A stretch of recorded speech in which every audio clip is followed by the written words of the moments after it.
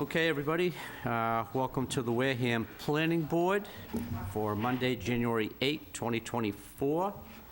Also available via Zoom, as noted on the agenda. We will call the meeting to order with a roll call. Sherry Quirk? Here. Mike Baptiste? Here. Jane Gleason? Here. Sam Porter? Here. Carl Schultz? Here. And the Chair, Michael King, is here. We have a full board. Preliminary business. Project 1-24, Brian C. Heselton, A&R, 907 and 911 Main Street. Mr. Chairman, is there any, I looked on the website, I don't see this on the website. Yeah, I found it. It was I'm looking there right now. on our projects? Yeah. 'Cause I reviewed it this afternoon. It's the third one down on the top. Because I'm looking at the bottom of the list, thank you. Thinking that a new project would be down there. Well, if it went year first and then project number second, that would work. Yeah, thank you. Long time no see. Long time no see, sir. Good evening, Brian Grady, GAF Engineering. Purpose of this plan this evening is to redefine the lot lines at these properties, 907 and 911 Main Street. When these lots were originally created, they were created by deed, not by survey plan. And that was at least 100 years ago. The assessor's records has these properties, the homes on these properties as being constructed in 1920, 1930. So the properties in current ownership, the two lots. So we're looking to remedy some encroachments. Some of the buildings cross the line. So this plan will remedy that. We meet the setbacks as provided by current zoning. Purpose of doing this at this time is the owner is possibly going to sell one of the lots. So we need to remedy those encroachments at this time. We're not creating any new lots, no new properties. We're just redefining two existing lots to get the appropriate buildings on each property. If I could answer any questions. I have one. So explain it to me, because I'm not quite following. So the existing building, not the dwelling, but the outbuilding out back on the right-hand parcel A, 102A, 1002A, how does that get built over a property line? Can't answer that question. And we have documentation that states that that building's 100 years old, or are we just going on? I don't know the age of that outbuilding. The original dwellings on the property are approximately 100 years old. When the lots were created, chased them back in the deeds to at least 1920s. So when the lots were created, they're at least 100 years old. Mr. Chairman, but doesn't it matter when that building was built, the one that was on the line? We had a case before where that was an issue, right? Right, the one out on 28. Yeah. Yeah, that was kind of what prompted the question. Mike, you've been around forever, do you remember? That was all family down there at one time. That was common for them to squeeze over the line a little bit. Squeeze. Now, that existing building that's squeezing over the line, A little bit. what kind of building is it? I believe it's primarily a garage. You'll see there's a little bit of a concrete slab out behind it, and there's parking, paved parking in front of it. Well, there's two notations, though. I see the existing garage, and then I see the cement slab behind that, like you're describing. But then there's an existing building in front of the garage. Yeah, I haven't been in, I don't know exactly what it is. So we're not sure whether or not that's another case of a outbuilding that got turned into a residence or anything like that. I don't know the purpose of that building. Back one's a garage, Mike. It's a garage. All of it? Yeah. I want it. I need a garage that big. I want it. So, excuse me, Mr. Chairman, through you to the applicant, there's only two residents on these two residential buildings on these two lots? Yes, 907 and 911 Main Street are the addresses, correct. But there's only people living in the two buildings, one on each lot. Right? That would be the question to be answered. Yeah, that's my understanding. I'm just trying to determine if there's just two houses here. I don't know the right way to frame the question. House to the left was his parents. His parents just passed, and he lives on the house to the right. There's no other No. residences on this property. That's what I'm just trying to, Yeah, I don't know the residents right way between to ask the all question. property, yeah. Yeah. Let me see if I, No, that's okay. I think I've got it answered. okay, well, I was just going to check the field cards to see if they had any notations otherwise.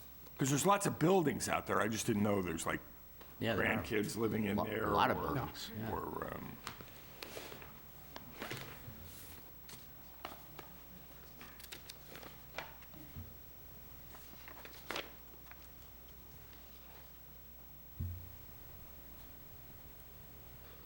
911 just indicates the garage was a loft.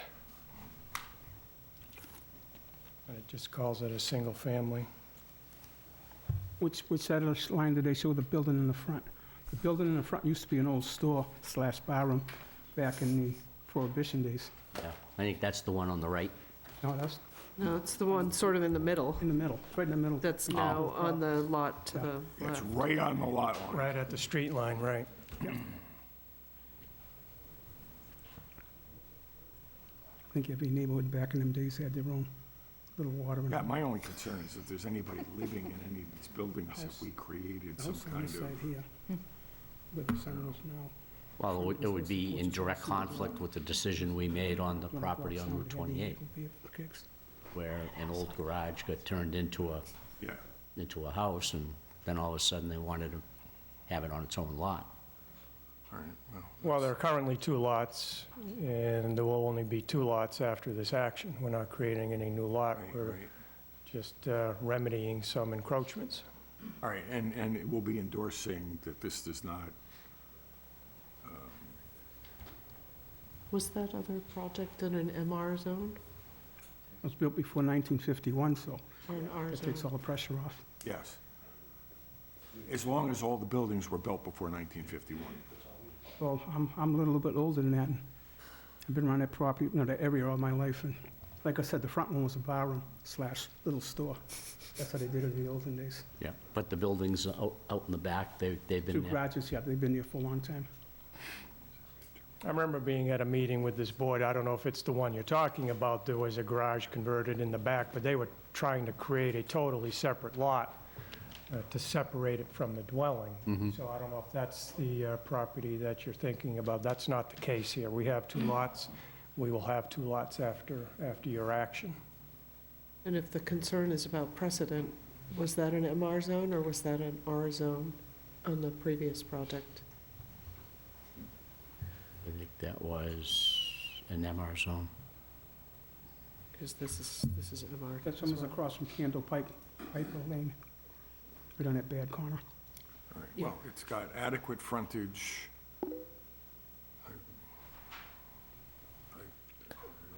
Yeah. No, I mean, I think as long as we've addressed our concern about the buildings on the record, and we've gotten an answer from the representative, I think we're clear. I agree.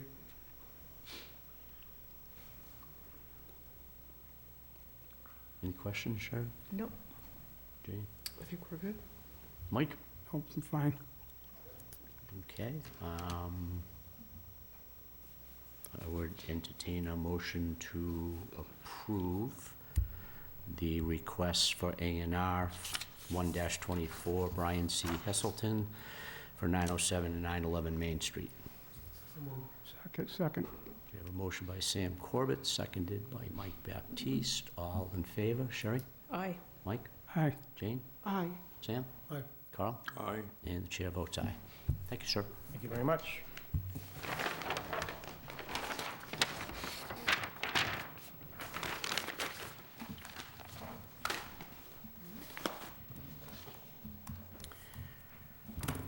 Okay. Next up, 7-20 Borrego Solar Systems, 27 Charge Pond Road, and because it's the same subject matter, we'll take 9-20 Borrego Solar Systems, 150 Tohonet Road.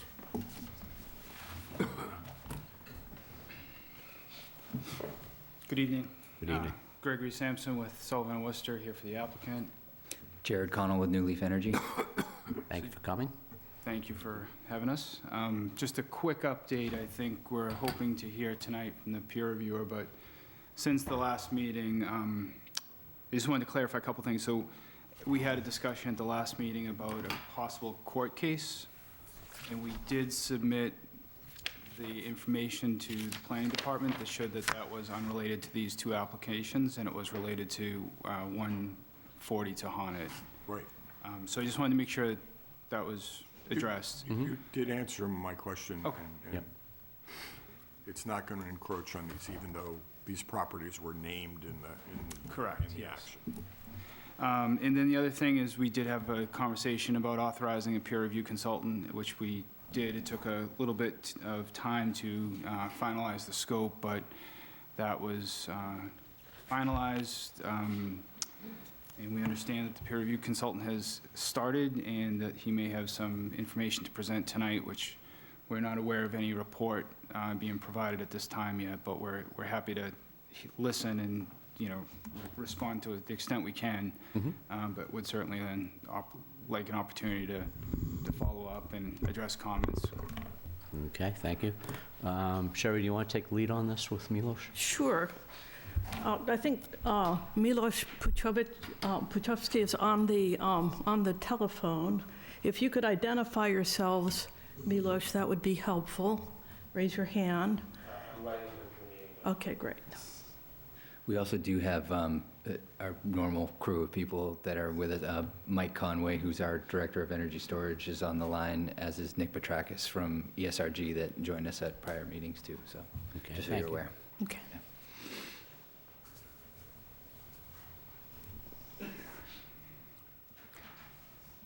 Now, while he's getting on, you'll recall that this is the expert that the board determined to hire to look at the battery storage issues. He is an expert. He's a professor at Worcester Polytech in fire safety, fire protection. And so he prepared, I would call it a data request, a set of questions about what regulations would apply and how New Leaf proposed to comply with the regulations. And I think he's got some reactions and thoughts there, and it seemed like a good idea to sort of go over this at this point and get some advice on going forward with it. So with that, Milos, if you were on, if you could tell us sort of your reactions and thoughts about the information that you've received. Sure. Can folks hear me? If we could turn him up a little Yeah. bit, that would be helpful. Yeah, we can hear you, but we're going to turn the volume up just a little bit. Okay, great. The volume better now? Yes. Yes. Just thank Hear you. me? Okay, very good. Well, good evening. I guess the first point I would like to make is I guess I've been identified as a peer reviewer. I don't think that's factual. I'm not here to peer review what is being submitted by the applicants. I'm here to advise the planning board on information that should be submitted. And so when I was brought on, the issues that came forward is the way that I understand them, is a proposal for 2 locations for an energy storage system that I believe are going to be lithium-ion batteries, but again, that's not entirely clear. And so what I was asked to look at were the applicants submitting materials that would be needed to render a decision on the fire safety associated with those 2 installations. And so energy storage systems in general, they are covered, and I did ask for information in a prior email. And in terms of what regulations are applicable and how the applicant demonstrates they're in compliance with those regulations. Those key regulations are primarily the fire code for the state of Massachusetts, which makes reference to NFPA 855, which is NFPA's document on energy storage systems. Within the context of NFPA 855, there are a series of submittals that are asked to be submitted through NFPA 855 to assess whether or not a particular installation can be deemed safe from a fire safety standpoint. Those three principal documents, or three areas, are construction documents, emergency planning and training documents, and then a hazard and mitigation analysis. And those are the items that I asked for, and which were not received. Some were. There was an emergency operations plan in a rather draft form with much information sort of not there. Upon my initial review, some of that information that was in the emergency operation plan actually was in conflict, I believe, or didn't support some of the other documents that were submitted. And so, in general, was asking for a more complete submittal. So those construction documents are to incorporate fire and explosion testing data for the types of batteries. Well, let me back up a little bit. So with our energy storage systems, right, and energy storage systems would typically comprise of some type of battery. And the batteries that are quite popular these days are lithium-ion batteries, or some versions of those. Now, there's different manufacturers of those lithium-ion battery energy storage systems, or other types of chemical compositions that can be used for the battery. Now, there have been some incidents over the course of the last several years of various types of lithium-ion battery fires. And therefore, there's been a lot of attention being paid to this by the fire safety community. Okay? NFPA 855 is a relatively new document, right, that addresses how municipalities, right, are to address energy storage systems. And that's sort of the context of this. So the problem with some of these energy storage systems is that they can go into some sort of a thermal runaway. Okay, and with that thermal runaway, what happens is that battery, right, could essentially overheat, for lack of a more technical term. But as that overheats, right, and that overheating action can be caused by a number of different triggers. Okay. But when that occurs and the battery goes into thermal runaway, it essentially will begin to vent, right? And when that vents, one of the issues with these batteries is the electrolyte that's used is a combinable liquid.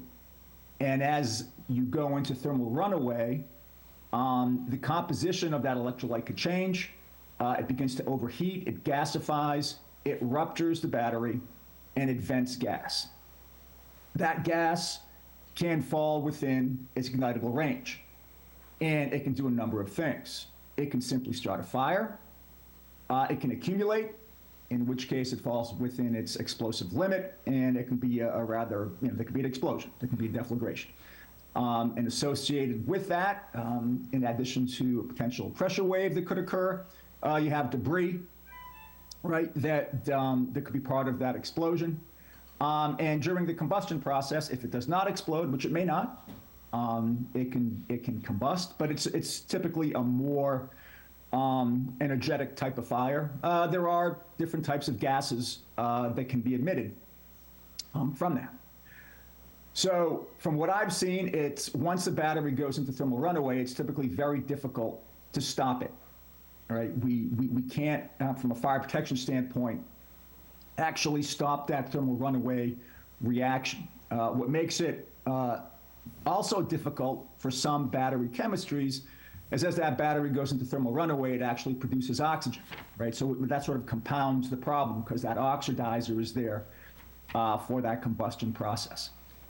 So there's various arrangements of these lithium-ion batteries.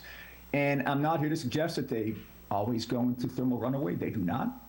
But in instances where they have, they can be difficult to control.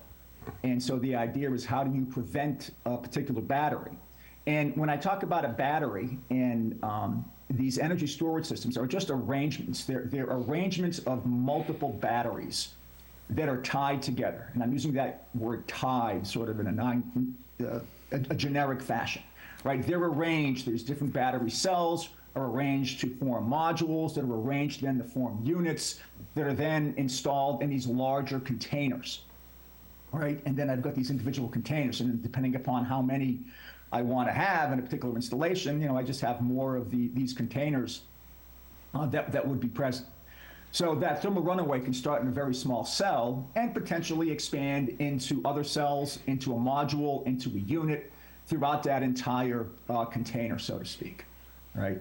And so in order to help deal with that, NFPA 855 was introduced, as well as this test methodology by Underwriters Laboratories, and that test method is called UL 9540A, which is referenced by NFPA 855. And so there's a series of sort of documents and analysis that 855 asks to be submitted, right? So that one that's trying to assess the safety of such an installation sort of has this information, right? And then can make a decision upon that. And so my role here was simply to start with looking at, well, what information has been provided? Is there sufficient information in terms of the analysis and the reports that one could begin to make a decision about whether it's safe enough and how that was demonstrated? So now, going back to NFPA 855, right, there's sort of these three broad segments of information that are going to be required. One is what are called construction documents, right, under section 4.2. In there, it asks that in addition to providing plans and specifications, such as one would do for any construction project, right, in terms of the building, right? What do the plans look like? Where's it going to be located? The various systems, and the specifications that would identify the products and the systems that are going to be used and how they're going to be assembled and installed and constructed. Now, in addition to that, they also ask for fire and explosion testing data, right? This ties back to UL 9540A. They ask for a hazard mitigation analysis to be conducted. They ask that calculations and any computer modeling data to determine compliance with these other two NFPA documents, NFPA 68 and 69, which deal with addressing explosions, right, be addressed, right? And there's two different methodologies associated with NFPA 68 or NFPA 69. And any other test data that may be there. So that's under the construction documents that would be required. And again, haven't seen that. And I'll comment on the email that I did receive. There's a segment on emergency planning and training, right? So again, NFPA 855 asks for an emergency operations plan and then an associated training plan to be submitted. So there's a draft version of this document that I had just seen, I think on Wednesday of last week that was submitted to me. I don't know if it was submitted earlier. There's some indication that it was. But again, that review of that draft it's pretty generic, right? It doesn't get into the details of this specific installation, the type of batteries, the chemistries, and what specific information is or plan should be instituted for both of these two installations, as well as any associated training. So that's the sort of the second part there. And then the third part goes into more detail about this hazard mitigation analysis, which is really to take a look at, right, for any particular installation, based upon the types of chemistry of batteries that are used, right? How was the hazard assessed? And here we're talking about the fire and explosion hazard associated with that. And so there needs to be this detailed analysis that would be conducted, right? That would look at, well, if there is going to be some sort of thermal runaway or mechanical failure, right? How big of an event could occur? And if such an event does occur, okay, how does one deal with that particular event, right? And so there's, there's details, and again, the applicant has submitted some of this. Essentially, all of that I've seen to this date has been a draft of emergency operations plan. But there has been no other information provided, no test data that would support any sort of conclusion about the safety of this particular, these two installations. So I think I'll pause there at this point, and see if folks have questions. So, thank you for that, sir. We appreciate the input. So, to put it in basically in a layman's term kind of fashion, we're still missing a fair amount of requested data for you to accurately weigh in on the applicant's ability to safely construct this project? Am I interpreting that correctly? Yeah, there's just, in terms of what's required by the regulations, that information has not been provided. Okay, thank you. And I think also what you've indicated, if I'm understanding it correctly, is that the equipment hasn't yet been identified. And so that is the reason for the gaps, if you will, in what you've submitted.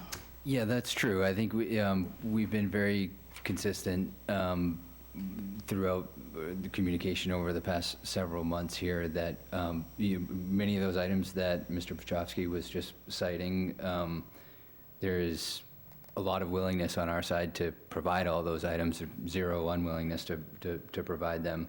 We can only take the plans so far as we can take them prior to final design being completed and product specifications being decided upon. The reason why we're here in front of you and why we have been in front of you is because of our ongoing interconnection delays. Once we get our final agreement and can understand our available operation date, we can start planning the products, placing the POs, sequencing the construction, and I believe, the last meeting that we were here when Chief Kelly was here on the 17th of November, they even confirmed the sequencing of things that they require all of these documents to be in place prior to final inspection. So it's not a matter of willingness to provide these, it's a matter of sequencing. We got ahead of this in this instance and got the drafts of the ERPs as far as we can take them before our final design and our final product specs are selected. And we'll absolutely are willing to and committed to following through on everything else that Mr. Petrovsky is identifying as a need here. And I mean, I would say from my look at this, given where you are in the sequencing, it seems to me that it's hard for us to say, yes, everything is okay with respect to battery storage at this point, and that there may need to be some sequencing as well of the planning board's decision on this, that we may not be able to say yes to this part of the proposal, but may need another look with the advice and help of an expert at a later point in time as well, given the hazards that have been identified. Carl, you had a comment? I'm trying to understand, I understand the issue in terms of design, timing, documentation. I'm trying to understand what the law requires us to have available. Plus, we need to remember that the applicant has been very good at allowing us to continue to review. What we're trying to make a decision on is an extension, which the only criteria is establishing, was there good cause? And I appreciate that we've been getting all this additional, what we're trying to understand is the health, safety, and welfare impact. But the issue before us is really, does the applicant have established good cause for the extension? And I think we're wandering into other areas. And I'm not, and we're getting a lot of good information. I have no question on that. I'm not sure that's what we're supposed to be doing at the moment. I agree, Carl. We're talking about extension. We're going for a year in different directions. Yeah, true. And I do agree to a point with Carl's and your point of view. I think the hard part for me personally is agreeing to extend a project that no longer is the same project that was approved. By their own admission, they don't know what kind of batteries they're using, they don't know, what their mitigation process is gonna be. None of that is what we approved 2 years ago, so how do you extend something that doesn't exist anymore? That's a question of law, I think, because the real issue that I'm not a lawyer, and of course, we don't have advice of counsel, so I'm somewhat hampered in what we're allowed to consider when granting an extension for good cause. I thought all we were supposed to be determining was, has the applicant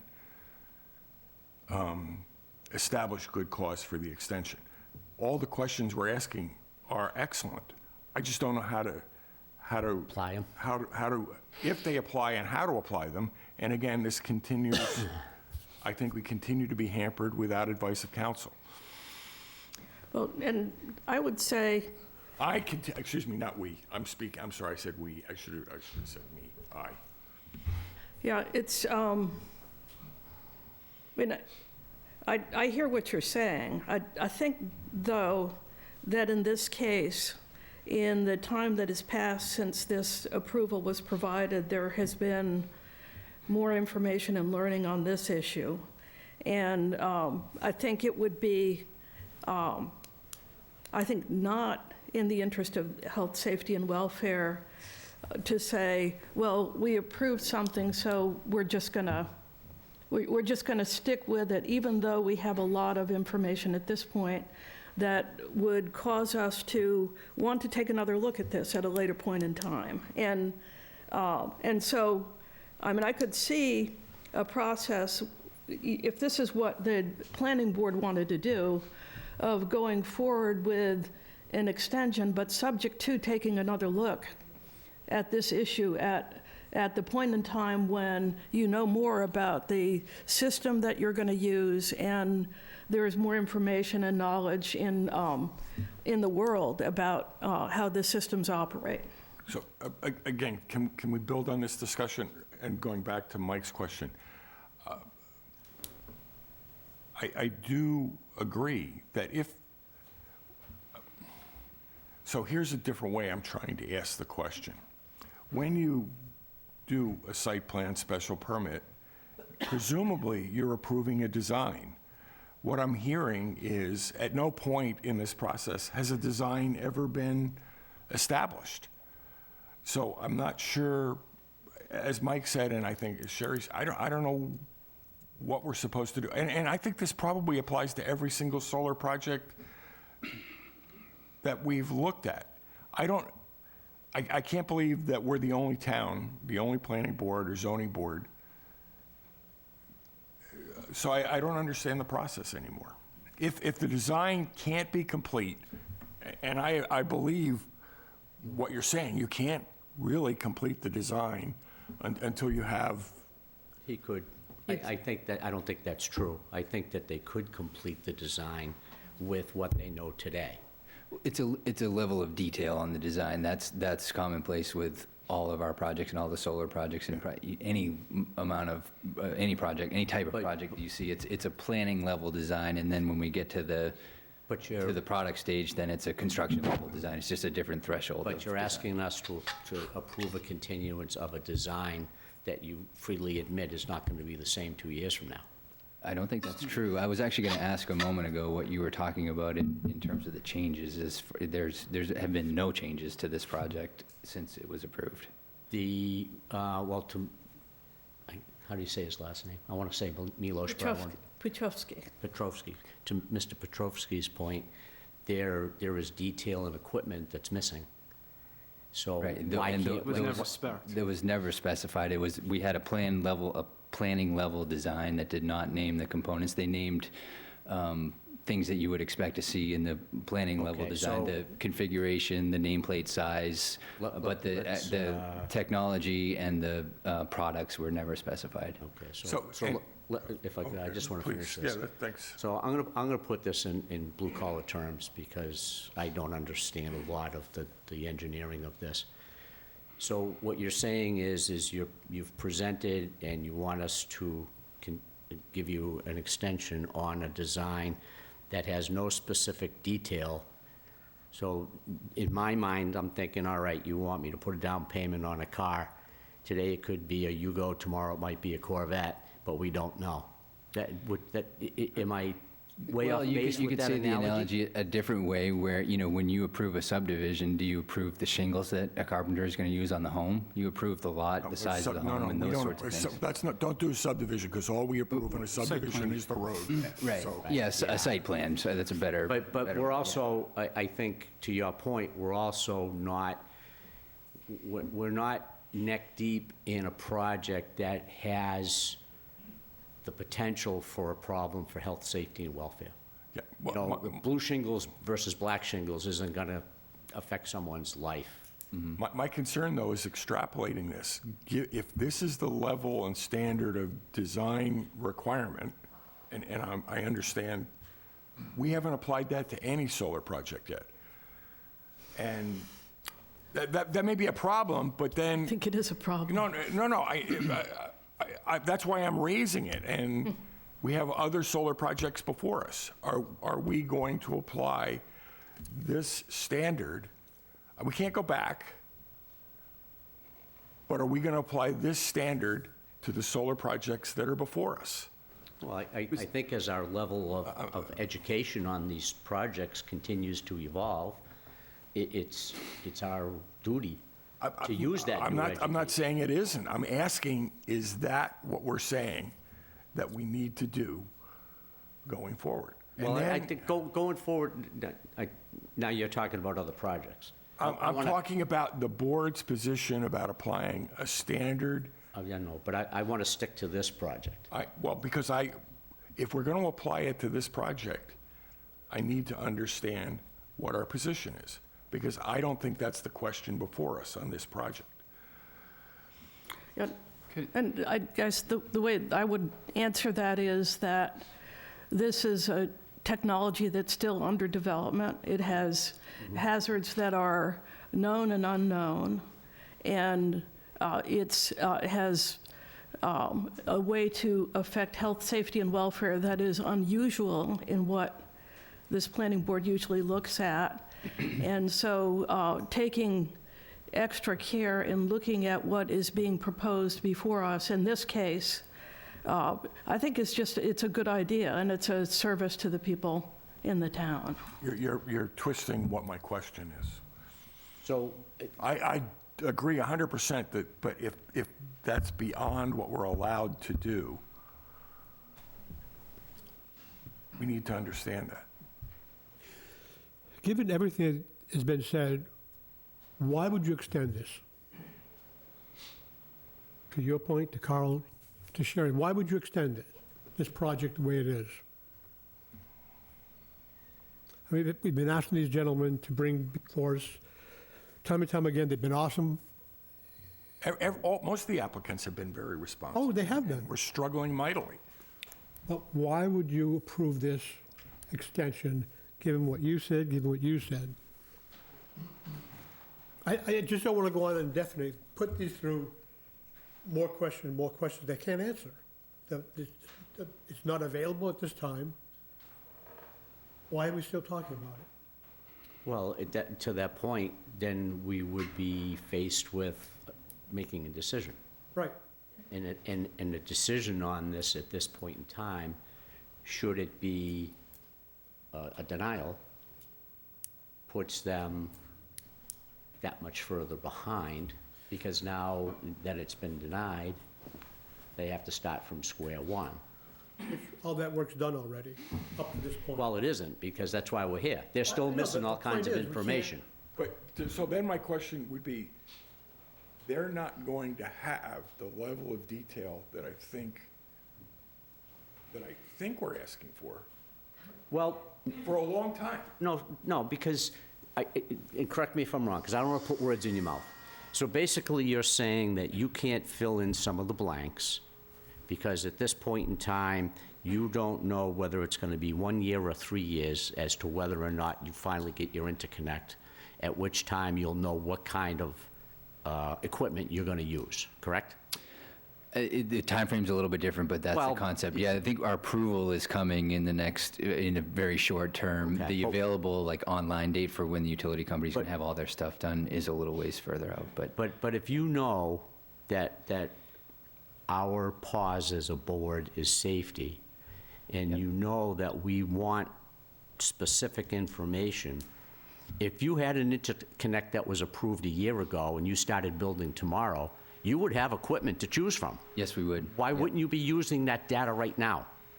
Because we can't assume that equipment's going to be available in a year. Yeah, but we can't assume that information you give us on equipment a year from now is gonna meet our concerns.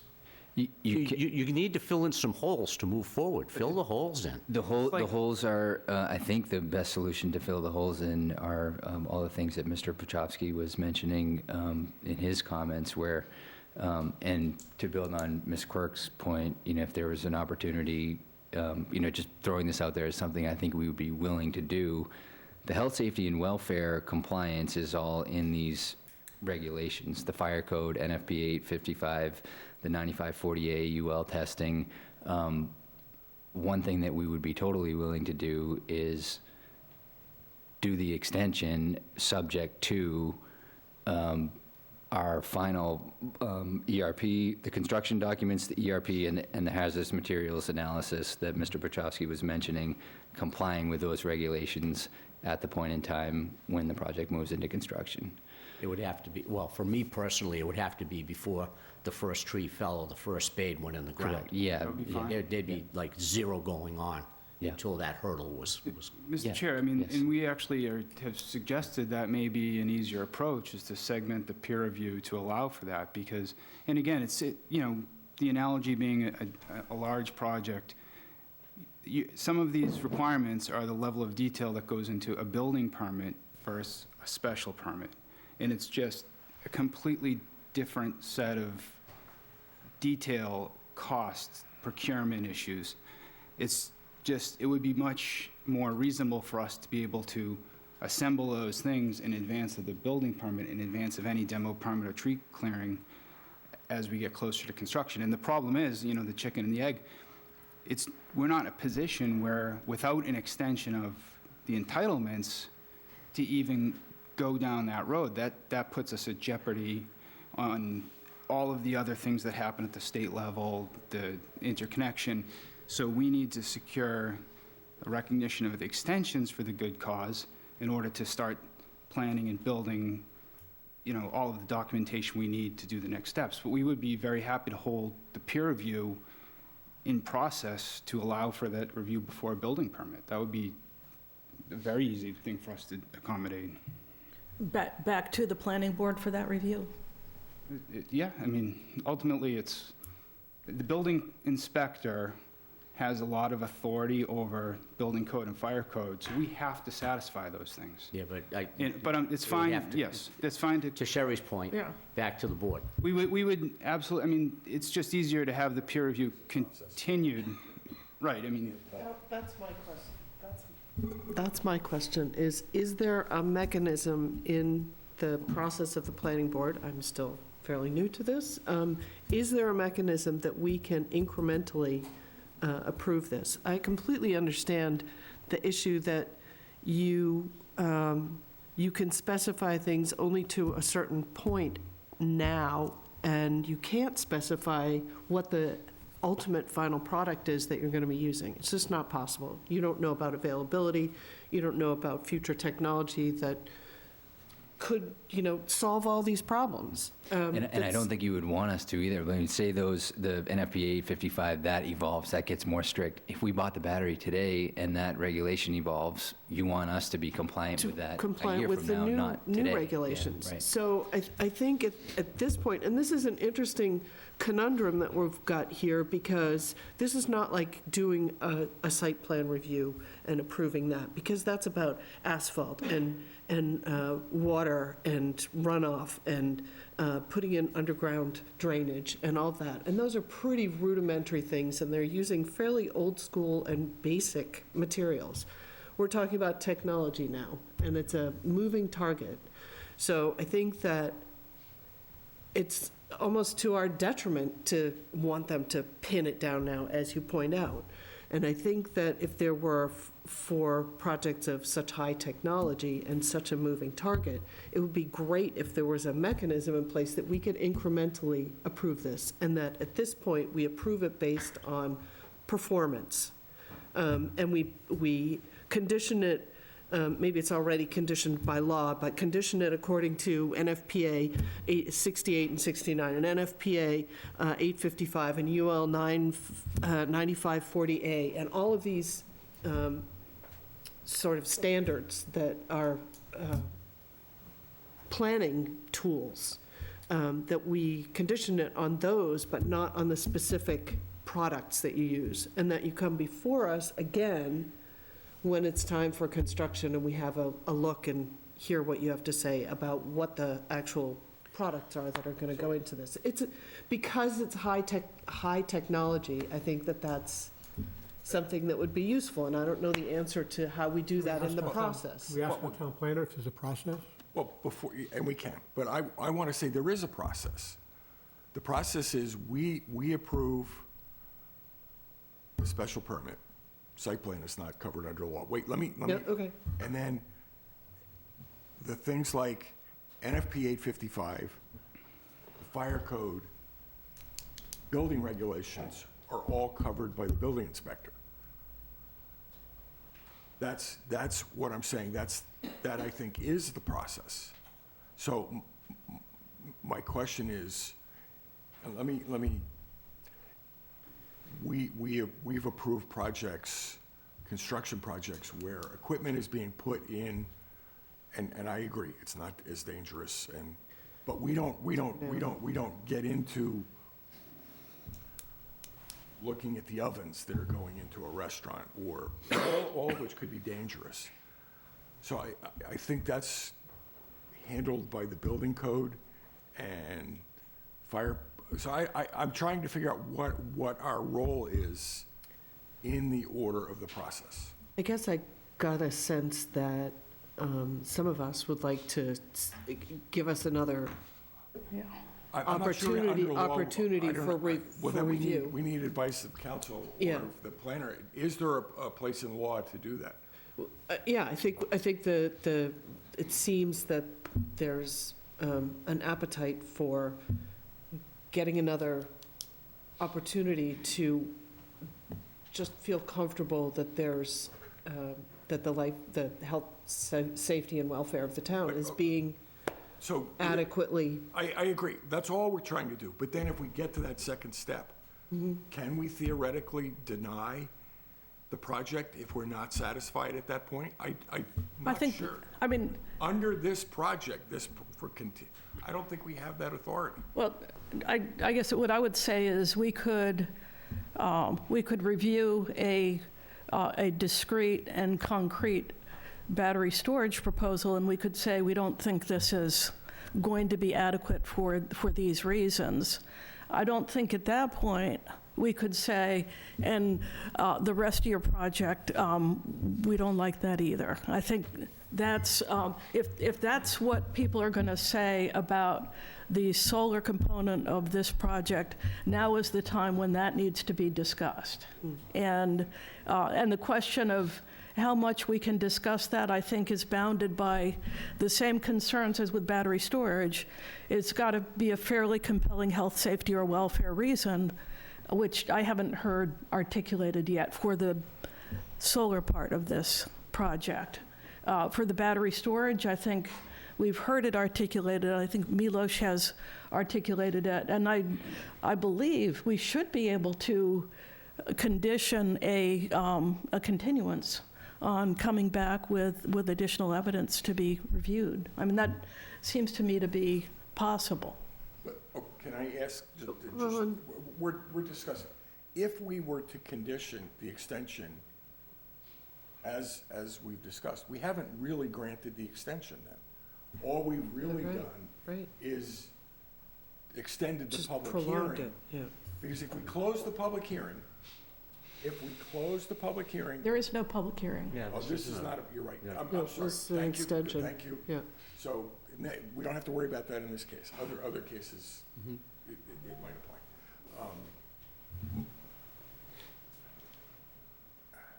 Then we're really delaying.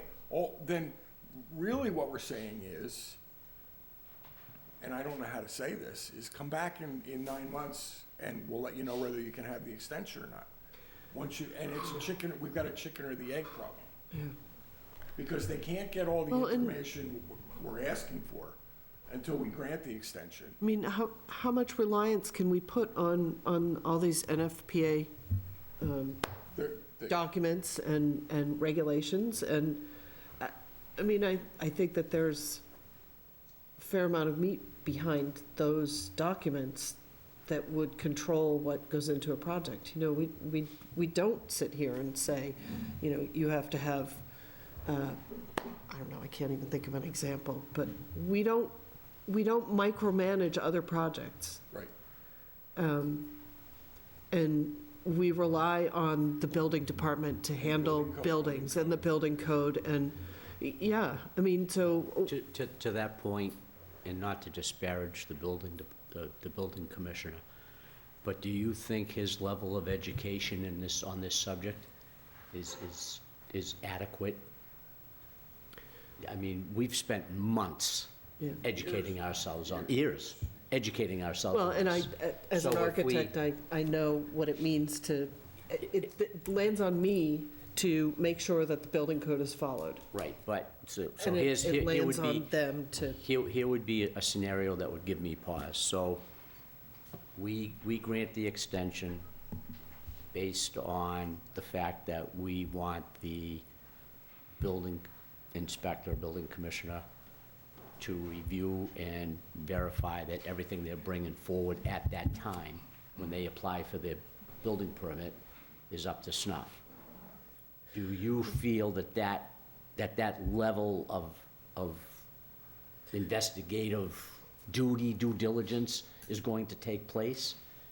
Because I could see a project like that consuming a month of his time. yeah, so maybe it's a matter of finding a way to bring them back before us, because we're 6 more heads looking at it, in addition to the, But can we legally control that? I don't know. Or once we hand off the continuance approval, now Is it it's just- out of our hands, it falls onto the building commissioner, and now we have to rely on that process to take place. We can ask counsel. We can see him and ask him this question. I think he has said before that he has thought that our ability to condition an extension exists and is ample, so. one, I would, Unfortunately, he's only said it to you, and I've never heard him say it. Okay, and hasn't as you put it said, I twisted your words earlier, so I may be twisting his too. But no, I'm not accusing you of that. He refuses to put it in writing, so I don't have anything in front of me to base my, well, and as a bit of an aside, I would suggest that the language of the contingencies, that we don't just say that you have to follow NFPA 855. I would say that it says you have to follow NFPA 855 in its, by the most way, developed and recent. the bylaw already says that. Iteration. The solar bylaw already says that. Well, the new battery storage bylaw requires all this information to be filed As, with applications. so Now, as that's, And at this point, we don't have it. we don't, the question of whether those regulations apply to you, I think is, well, the answer is, I don't think so. But, and I think the issue that you all have is one that's going to be relieved over time. When the interconnection issue and the availability of interconnection becomes more certain and more quick. And so I think what we're seeing is something that is happening now, but in 2 years, I don't think this will happen. We won't be in the same situation. Yeah, we hope so, yeah. Mike? Well, I think Jane hit it right on the head. We're chasing technology. You know, we're coming to stuff. We know probably more about this than the building inspector does.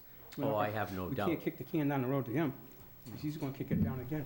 No, I have no doubt we're better educated than Paul is. And no disparaging Paul, it's just, look at the time It's and a effort He's that's been put into focused this. on this, and he hasn't been Right. focused on this. He has, you know, other duties Other things outside to- of solar projects. Yeah.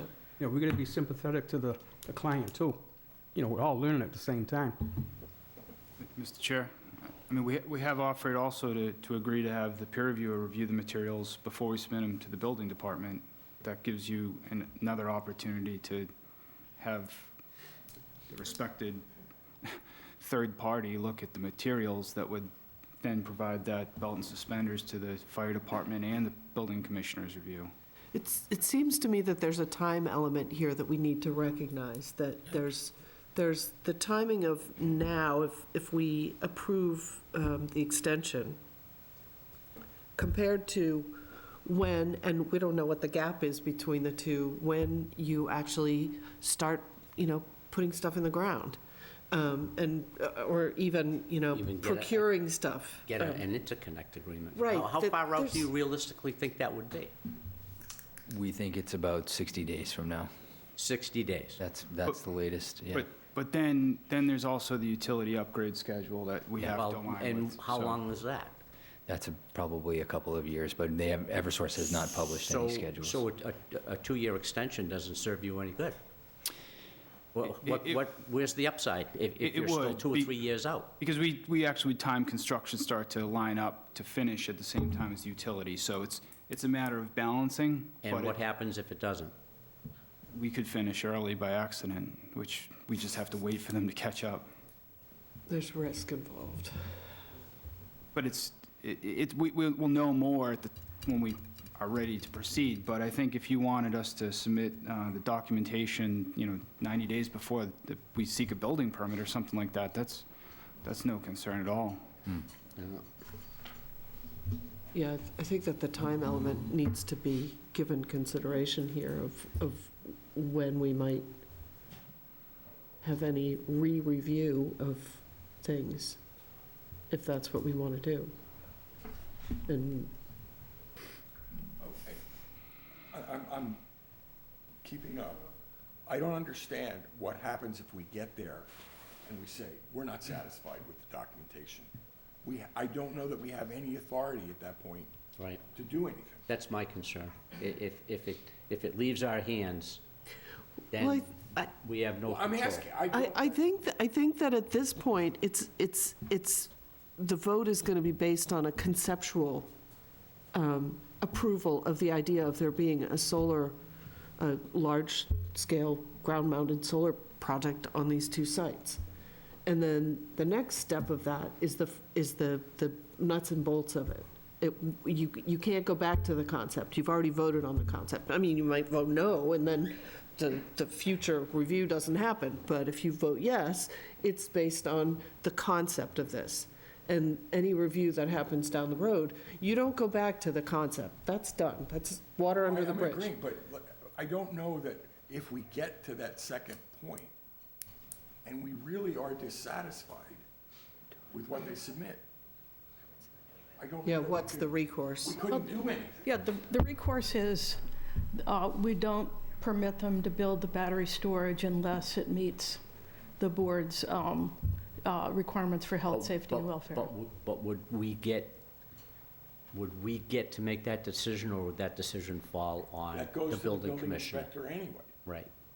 If we condition it That's where the pause on- is. I think if we condition the extension on that issue coming back to us, I think we would have that ability. But, we can check with council, see if he agrees that this would be possible. I think with the applicant's agreement, we could do that, for sure. I mean, in my mind, And I don't, honestly, I don't see you all as not being willing to do what it takes in order to satisfy this board and its concerns about the battery systems. I think if it's likely that you are going to meet all of your legal requirements and that we will just be looking at that. Yeah, I hope, if nothing else, we've shown our willingness to cooperate and provide information along the way here. And, as long as the requirements that get placed on the extension or to do these ERP components that come later are not, as long as they're rooted in some, regulation or standard that we can meet, and it's not like, some discretionary thing that comes out of left field that we would need to comply with that is not applicable. But as long as it is, fire code, building code, NFPA 855, the UL listing, if it's rooted in those standards, Yeah. we're going to meet those anyway, so we're willing to do that. And I think that on a conceptual level, that we name those as the standards that we want to have applied to the project. And, maybe there's even a caveat in there that says that that the project should consider any new regulations that are applicable, that have come down the pike in the meantime. I'm hearing that some of this NFPA stuff is brand new, and so when this was approved 2 years ago, they probably didn't even know about that, so. Well, it's the same code and the same standard, but they're constantly evolving the Okay, so it's just a new iteration. requirements. It's all part of the same code, but the codes are Yeah, well, the NFPA's language been is around changing. forever, and it's sort of an overarching, but Right. whether 855 was Right. whatever iteration it was, but I think that if there's some sort of umbrella or blanket language in the conditions that say that the most recent standards that are being commonly applied in this country are applicable. Yep. I think that's, Yeah, I think those will be applicable in any event, and the question will right. be, It would just be a compliance with them. reiteration of that, I think, to a certain extent. and checking compliance. Yeah. so, in my mind, this is what's running through my mind, and this is just my opinion. This got nothing to do with the board. If this were a business negotiation, I would approach you in this fashion. If we approved a extension, the 2-year clock starts at the end of the original 2 years, not today. That puts the pressure on you to produce the interconnect, which if you say it's only 60 days out, then not a big deal. Once you have interconnect in hand, nothing goes in the ground until the board gets the information that we're looking for so that we can approve that a building permit be issued, and that the building permit be issued at the discretion of the board in conjunction with the building inspector, and not the building inspector by himself. Because I hear that being part of a concern. Is that a motion? Second. Well, that was me talking out loud. I'm looking for a motion, Mike. That didn't really work out that way. I don't believe legally we can withhold the toll period from the extension. I guess if the applicant doesn't challenge it, we can do anything. Well, and that's why I prefaced it as a negotiation. Because the alternative is we deny it Because and they've lost, they're screwed. then there's only eight months left. Yeah, but On the the extension. agreement could be, you've got the extra 2 years starting from that point to produce the interconnect agreement. If you say it's 60 days out, then that shouldn't be a concern. No, it's not to produce the interconnect. They have to complete the design so that they can get the level of documentation required by NFP 855 Yeah, but- and others. So what do you guys anticipate as the timeline for once you get the interconnect and you're ready to complete the design? What do you expect that from the interconnect receipt to completion of design and starting construction? That's the question, yeah. Well, What's your you're then looking at a anticipation of that? construction period, right? What's that?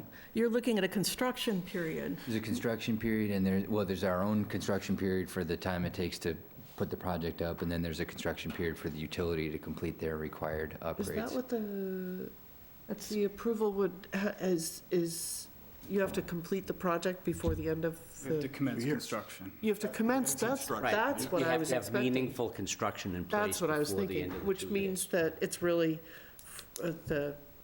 the amount of time from now, I guess, you're anticipating 60 days for the interconnect, and then you've got to get through design and get a building permit.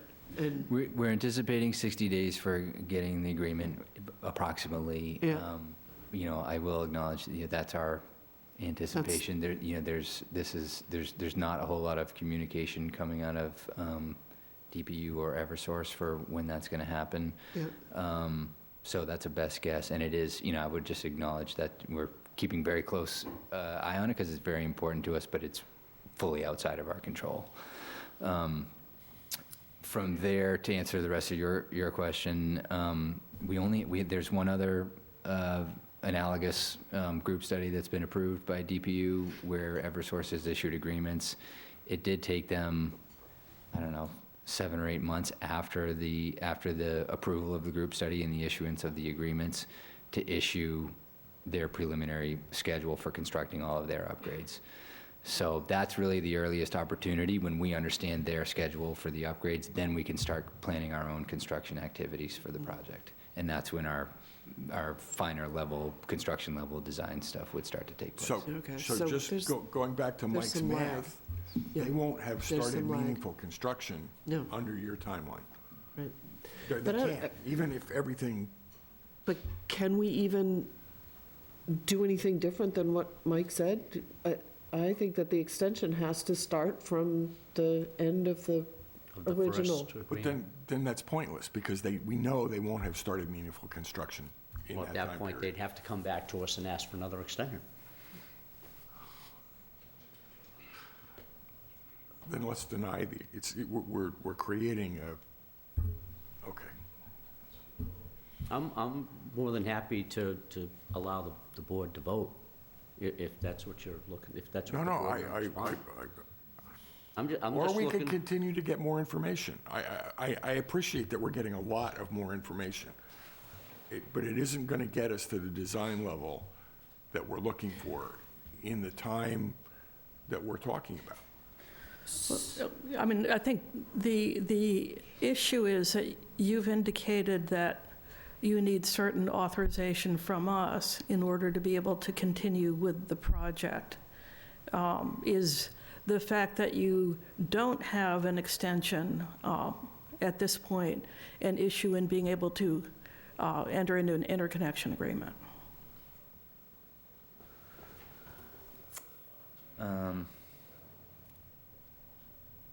No, I don't, I think Not at this those point. are independent. Yeah. So, I mean, an option is to let this ride, and to let some other things go forward, yeah. and you come back to us when you have more of the elements of the battery storage design in hand, which sounds to me as if it will be no sooner than when you have an interconnection agreement, but probably later than that when you have an idea of what the construction, the utilities construction timeline is going to be and when your likely in-service date is. So that could be a little while. When you say let it ride, Well, to Carl's point, if we give you an extension and it's only good for 8 months, what happens then? you don't want us back here in 8 months, right? That's what will happen if we do that. I mean, we'd like the recognition of the extension, and we'll take a conditional extension, we'll take an extension. We can provide you a little more information on time, but, you know, this is, the article is in the Globe. It's everywhere. We probably have 20 other projects that are going through the same analysis and the same orders of conditions extension and and planning board, like all over the place. So, we'd like to get an acknowledgement of the extension that keeps us in good standing. If there's a condition that requires us to come back after a certain point of time or to satisfy the requirements, those are fine. We'll work with that. We'd like it to be a reasonable amount of time to less, advance the ball. If I don't have the dates in front of me, to be honest, right now, but if it's 2 years from those dates is, more than a year from now, I think that's better than. Not more than a year from now, because it was October 1st, or approximately, that the first one expired, a year ago. I have a question. Where do we stand with Professor Perchowski, and would a vote tonight put the brakes on the work that he's doing Well, for he this? isn't going to be able to get the information. Yeah. As I understood it, Okay, he isn't going to get the information he's asked okay. for some period of time. That's the way I Not understand next it. month. Yeah, I think he'll be waiting until it's something to look at. Okay. All right, I make a just- motion, we approve the extension. Second.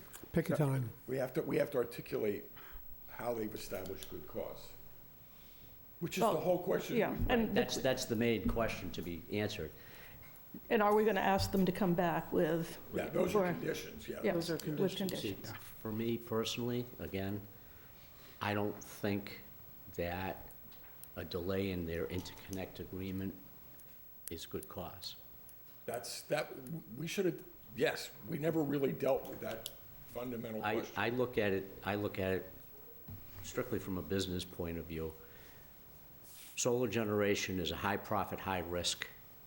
There's big rewards for solar profit for developers, but it comes with risks. And these people are dealing with one of those risks right now, which is the ball didn't roll down the hill fast enough to beat the 2-year deadline.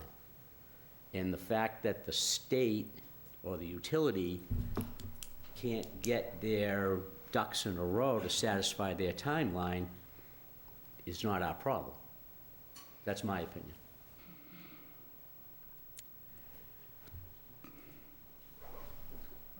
That was a fundamental question, you're right, that we really didn't address because we were investigating all these other Right. concerns. So, I mean, that's just my opinion.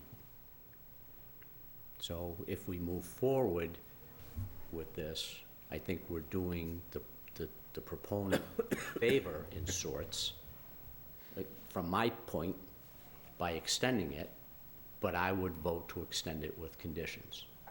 One would be they have to produce the interconnect within X amount of time, you can pick a time, that they can't sell the project, that they have to retain ownership during the extension, and that if it requires a second extension, then, for the same reason, which is they still can't build a project that they can put electricity they generate to the grid, those are roadblocks that it hinder their business. That's not our concern. We should get council and Ken's input on conditions. And And whether just- or not we could, whether or not we can legally do Yep. that. It's been over 2 years. We were faced with new information on decommissioning and batteries and a lot of different information, but we need to move forward. And deny it, have them start over again, they have a couple of years to do that. They already have a lot of information done, they have our input, or approve it with conditions. And we've been in hold for 2.5 years. Well, We trust need me. to try to move forward, and not only with this one, but all the other ones. Make the best decision we can for the people, with the knowledge we have at this time. We're not going to know what's available in the future in 2 years. We're not going to know. It happens every couple of months. There's something new, some new regulation. We're not going to know that ahead of time. I don't know legally what we can do, but I think we need to move forward. I don't need any more information. So I guess the question that I would pose to the board would be, we have two paths. The board will vote on whether or not to approve or deny with what we have in our hands, or the board of vote to approve or deny, authorizing myself and maybe one other party of the board to consult with council to see if we can legally condition an extension. Okay? I mean, that's really, that way there we have the answer. It's either gonna be yes or no tonight, or it's gonna be yes or no 2 weeks from now. But we've reached the end of the road. Yep. I have a question. Does a denial put the brakes on any of the process that you're going through with the state and the utilities and?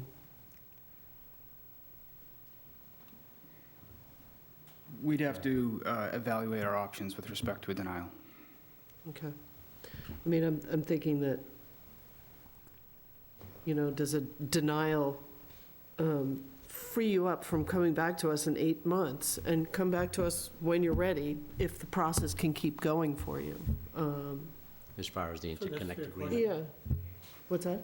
I said, that's a fair question.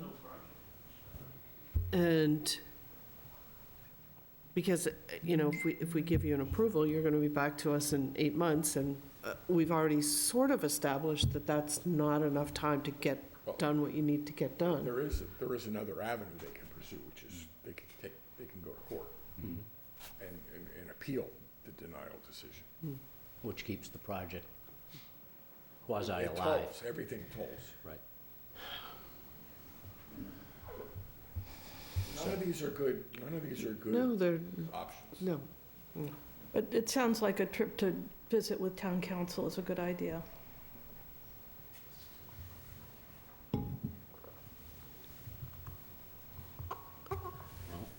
Make conditions.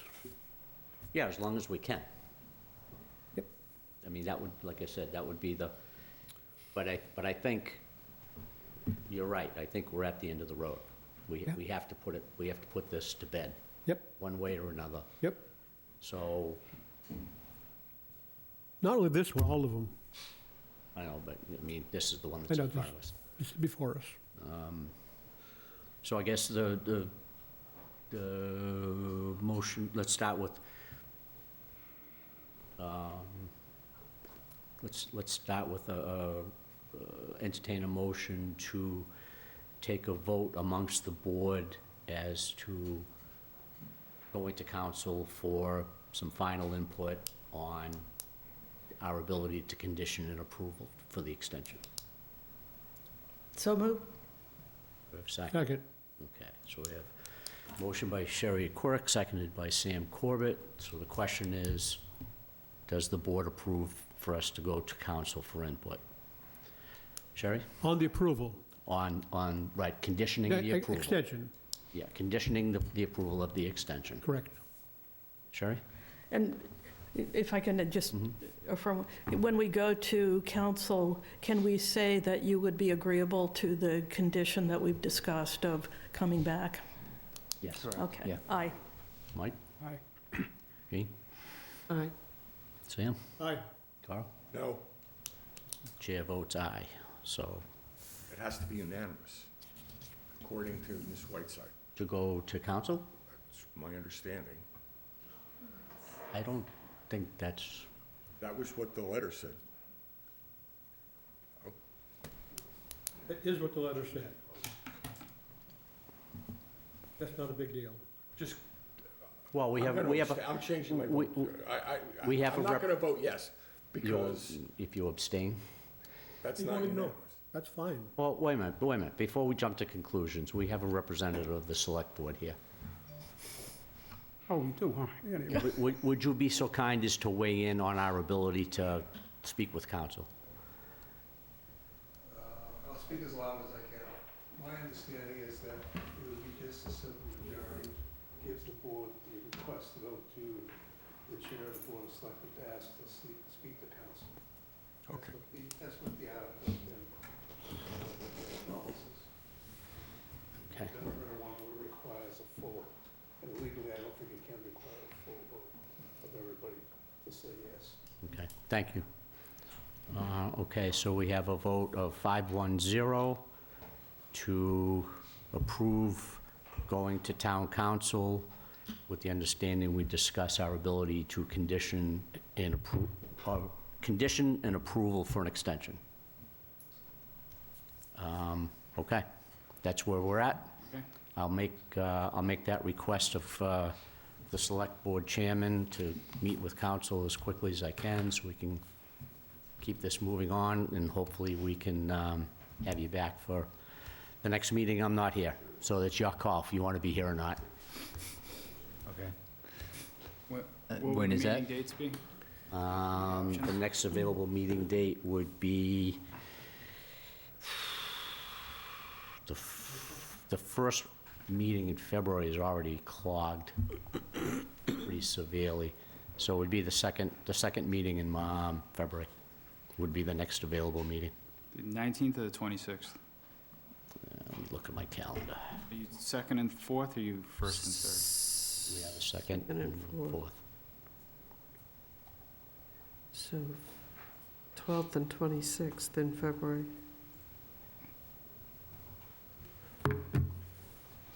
And you said the 12th was full?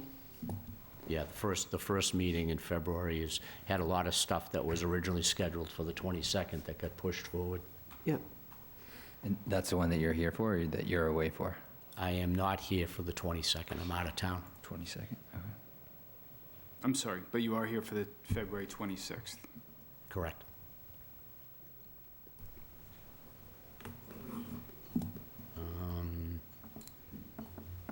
No, the 22nd is a Thursday. 26th. February. Yep, February 26th. Okay. Thank you. All right, thank you. Thank you. Thank you, Milosh.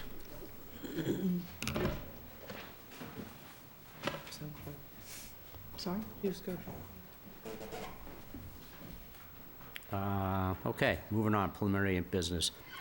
Item number 4, for discussion and possible vote, which this one confuses me. Me too. Petition for zoning change for area behind Home Depot on Dick's Pond. Petitioner's presentation. Do we have somebody here for that?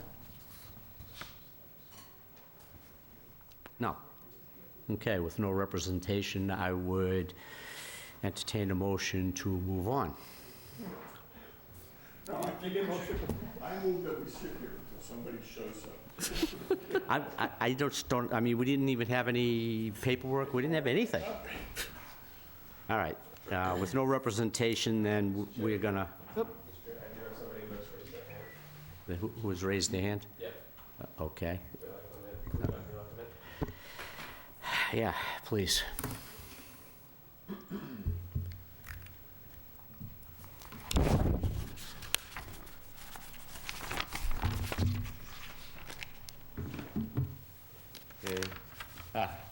Perhaps?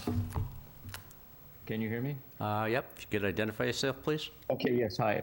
Yeah, sorry for the confusion. My name's Eric Turin. I own a parcel out, it's behind Home Depot, and the 2020 town plan, the map on page 19, shows that property as being zoned commercial. Of course, it is not currently zoned commercial. And I'm just, if it's going to end up being commercial, then I'd be more than happy to move in that direction now. But I don't know what the protocol is. I live in Vermont. I was born and raised in Wareham. It's an old family piece of property, and I really am just trying to, figure out what the next steps are to get it in line with what the 2020 town plan says it should be, or what they want it to be. And I also wonder, as the planning board, what, presumably it's the board that decided to move this towards commercial. I'm wondering what you have in mind for what you'd like to see there, because Where's that? It's this property. No, I'm confused, to be honest with you. Oh, I'm confused because zoning can only be changed At town. by an article at town meeting.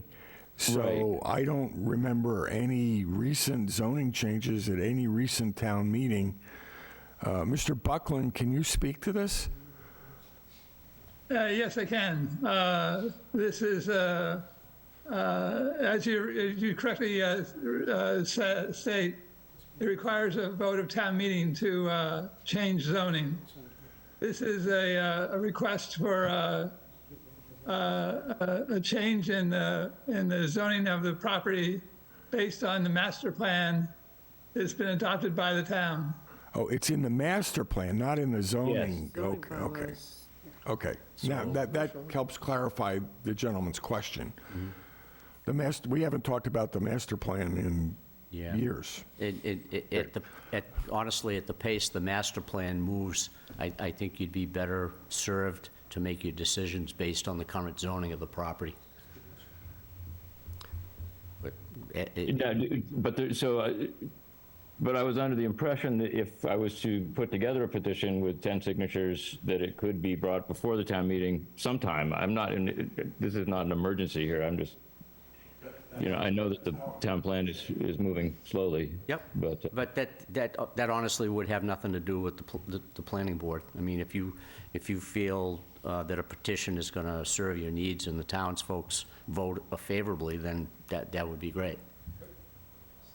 But Okay. there's nothing here tonight that we would be able to help you with. right, no, this is really more information for me. I would be there to talk to you in person, but the weather did not cooperate from where I am. Yep. So I'm really, it's more procedural, and also I'm curious, I mean, presumably, is this the board that made the town plan, or is it all new, the new master plan, or is it all new people? Well, the master plan has been an evolving document for quite a number of years, so there's been Right. a lot of different input. Yeah, I was just curious if anyone had any idea what they have in mind. Commercial is a very broad category, or categories. Well, again, I mean, what the vision is and what the here and now is are two different things. Right. So if you want to try to push it along by submitting a petition at town meeting, then that would obviously be a prerogative. But again, there's not a lot that we would be able to help you with here. Right, no, yeah, and I don't want to waste your time. I've learned a lot about solar tonight. So anyway. The education is no charge. Yeah, okay, great, yeah.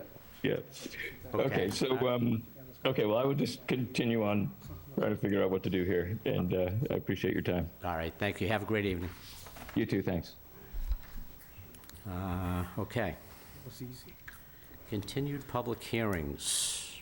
12-23, 370 County Road LLC, site plan review and special permit.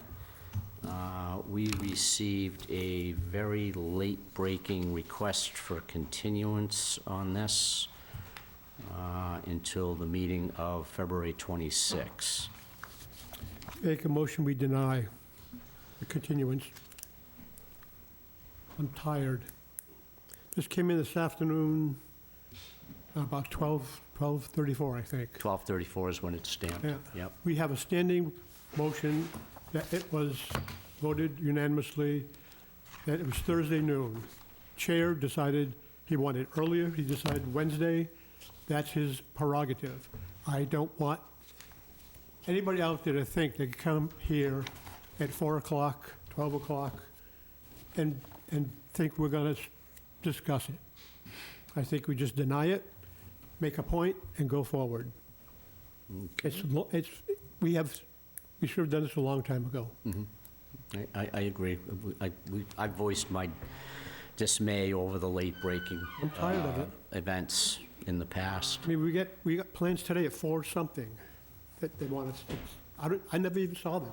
4 o'clock, I'm making dinner, so I can get here at 6. Okay, any other input on this subject? Barry? Carl? We're in the same quandary we're usually at when these applicants put in, if we don't continue hearing, and I'm just, and Mr. Buckland or town council can correct me, but then we have to close the public hearing. That would be the next And vo- motion. And vote. I'm just making sure that and we would have to vote on the application As it stands. as it stands. Okay, I have We one- would get 60 days to deliberate on that, but, or Yep. whatever the clock is. I have one question.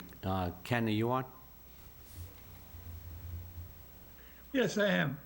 Okay, so, to echo Sam's point, this has been going on for years, and it is time that we put an end to this last 11th hour changes. I mean, we set an agenda thinking that we have time to act on everything, and people either don't show up, or they show up at the last second with documents that no one's had a chance to review. So do we have a time limit where this is a continued public hearing? Do we have a time limit as to when the next scheduled hearing would be? Or No, you don't. Okay, You could continue it as long as you wanted to, okay. as long as you got agreement with the applicant. Well, As to the time. the applicant didn't ask us for our input when they said they weren't going to be here tonight. So why is it working the other direction? Do you still think I'm 23 like everybody else does? So. I have no answers to that. Okay, so if the board, rather than taking an ultra-hard stance, which would be to close public hearing and vote on the project as we have it, and causing more work and expense for the applicant, taking a slightly softer response and saying, all right, well, they don't have any respect for our time, so let's return the favor and schedule the next public hearing for this project sometime in March. For December. Go 120 days, can you? Is there anything that says that we can't do that? Yeah, they have to agree to it, and that's the problem, that's the other quandary that we're in when they don't show up. Then That's the only other option then, is to close the public hearing and vote. That's what I'm saying, and that's why I said, at least if they throw in these last-minute requests, they can show up by Zoom. Right. To these meetings. They're effectively, any applicant who does it this way, effectively ties our hands. Yeah, no, I Because agree. we can't negotiate a date for the continuance, which they have to agree to. We can't arbitrarily pick the date, nor can they. So they've really created a situation where we have no ability to act, Okay, other than to close the public hearing and deny the application. right, okay. I don't, and, All right, no. no, so I made And I'm agree. hoping this will never happen again. Yeah. All right, well, this is a public hearing, so I do need to ask for input. well, no, we have to vote on the continuance first. Are we gonna continue it or not? Yeah, but if we vote not to continue it and close the public hearing, the public can't weigh in. Oh, no, we theoretically can't have a public hearing if the applicant's not here. That's the whole twist of this. And they put us in this position. And they are the ones who put us in this position. Okay, so, I don't know. no, I agree. I'm just, I agree with Sam 100%. I'm tired of it. It's been going on far too long. So you have a motion, you haven't got a second to deny the continuance. And then we have to deal with, Closing the public hearing. or continuing the public hearing without the applicant, which Well, if is problematic. If the chair can, at his discretion, determine that we need all documents by a date certain or a number of days prior to our meetings, can you not also decide that continuance is requested in the time period between the deadline and our meeting will be postponed for, I don't know, 90 days? Well, No, that would have to we be- voted. Or more. Yeah. Yeah, well, I mean, I guess we could do something like that, but we'd have to install that as a. That goes into the rule. rules and regs, which Right. we were supposed to Right, talk which But we can don't we, have it. is that something that we could vote on? Yeah, we could do that after this is over, I think. I think we have to deal with this in its current state. We can't put a new rule in and then hold them accountable to it. Yeah. Is this an applicant who is regularly before us? Yes. Well, the engineering firm is. I don't know about the actual applicant themselves. I was thinking, is someone not, I think the engineering firm, yes, the applicant may be a little new to this planning board. Yeah, but the engineering firm is well-versed. This Yeah. is not new. Just ignoring our policy. That's exactly what it is. They don't care, we don't hold their feet to the fire, and it happens all the time, and I think we ought to end it. I don't care what the applicant thinks, or I want to end it. Well, we have a motion, you have to either see if this Second. is... You got a motion on the table? We have a motion on the table to deny the extension. Yeah, second it. All right, so we have a motion by Sam Corbett, seconded by Mike Baptiste. All in favor? Sherry? Aye, anyway. I, Mike? Aye. Jane? To deny their To extension. to deny their request for an extension. So are we denying the project by doing that? Well, that comes later. But I think well, depending on the vote. I mean, the vote could go both ways, and we don't know. And if we deny the extension, what does that mean? That means that we have nobody here to provide input to the project, so we effectively will close the public hearing and then hold the vote to either, to deny the project Or approved, if we could. or approve the project based on the information we have in hand. And we get 60 days to debate that, or discuss that, Right, yeah. deliberate. Aye. Sam? All right, Carl?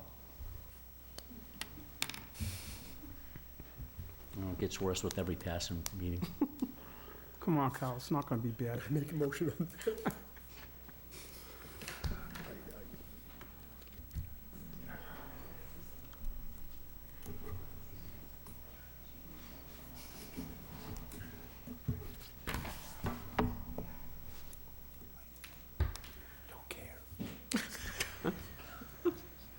Want to add I'm going to abstain.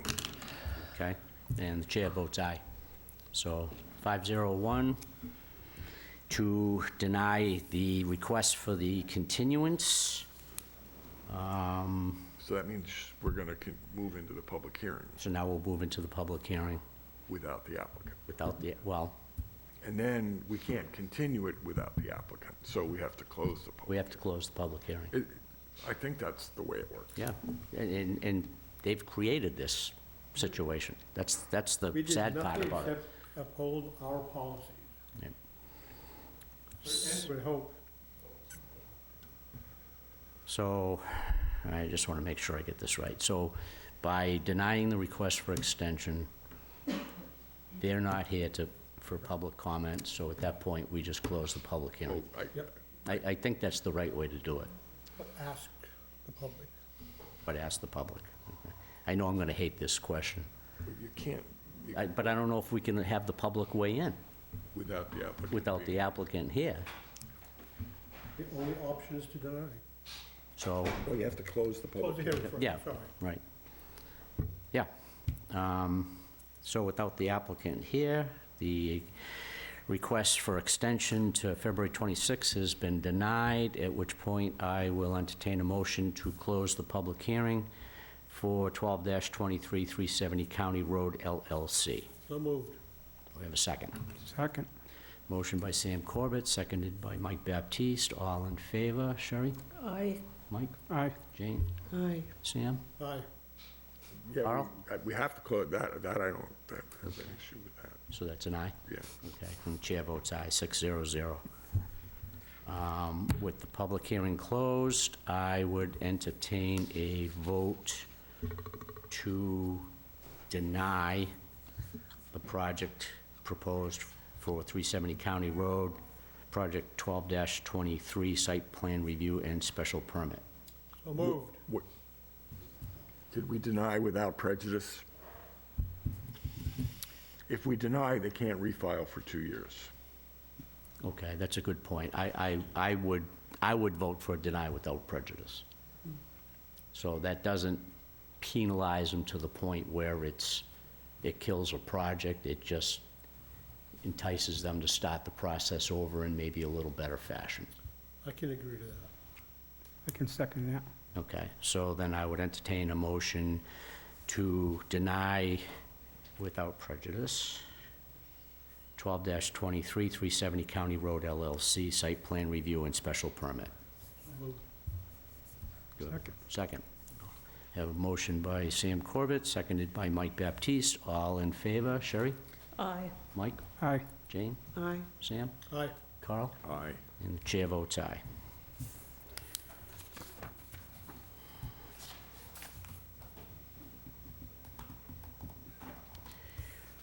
Next up, 20-23, David and Lisa Mather, definitive Hold on one subdivision. second. Point of order, they asked for two other continuances. They did? Say that again? They have they've asked for other continuances, I believe. Who's that, 370? Maybe I'm wrong. She did say in her email, but they can, Oh, you're right. No, This is their request. no, if you read Sonia's email, they also wanted to continue two other ones that we Right. haven't gotten to yet. They have the opportunity, okay. they've actually got those in ahead of time, so it's not last minute, but they can come to the meeting and be there to negotiate that one. So it's a different, Situation. yeah, we need to notify them that they need to be present. Well, we've done that I think we've done that. several times, yes. Maybe it needs to be written into the application. Well, it needs to be in the rules and regulations, but Yeah. Well, I mean, can we, I don't remember if we got it in there. I think we talked about it Okay. being in there, having to be at the meeting. Ken, could you ask Sonia to put a notation on the next, not the next one, because I won't be here, You're not going to be here on the 28th 22nd? of January? No, I'm going to be in Phoenix that week. Oh. Okay, because I got to work. we need to have public hearing on the rules and regs that night. Okay. It should be on the calendar, I think. That's what I was actually asking Ken to do, was to put it on, so if we put it on the calendar for the meeting of, We continued it to January 22nd, I believe. so we're going to put it on the calendar for the meeting of the 12th? February? What, rules and regs? Yeah. We already voted to continue, we have to vote then to continue it or change. And then I don't know what we have to do about that. Yeah, but it's not on tonight's agenda.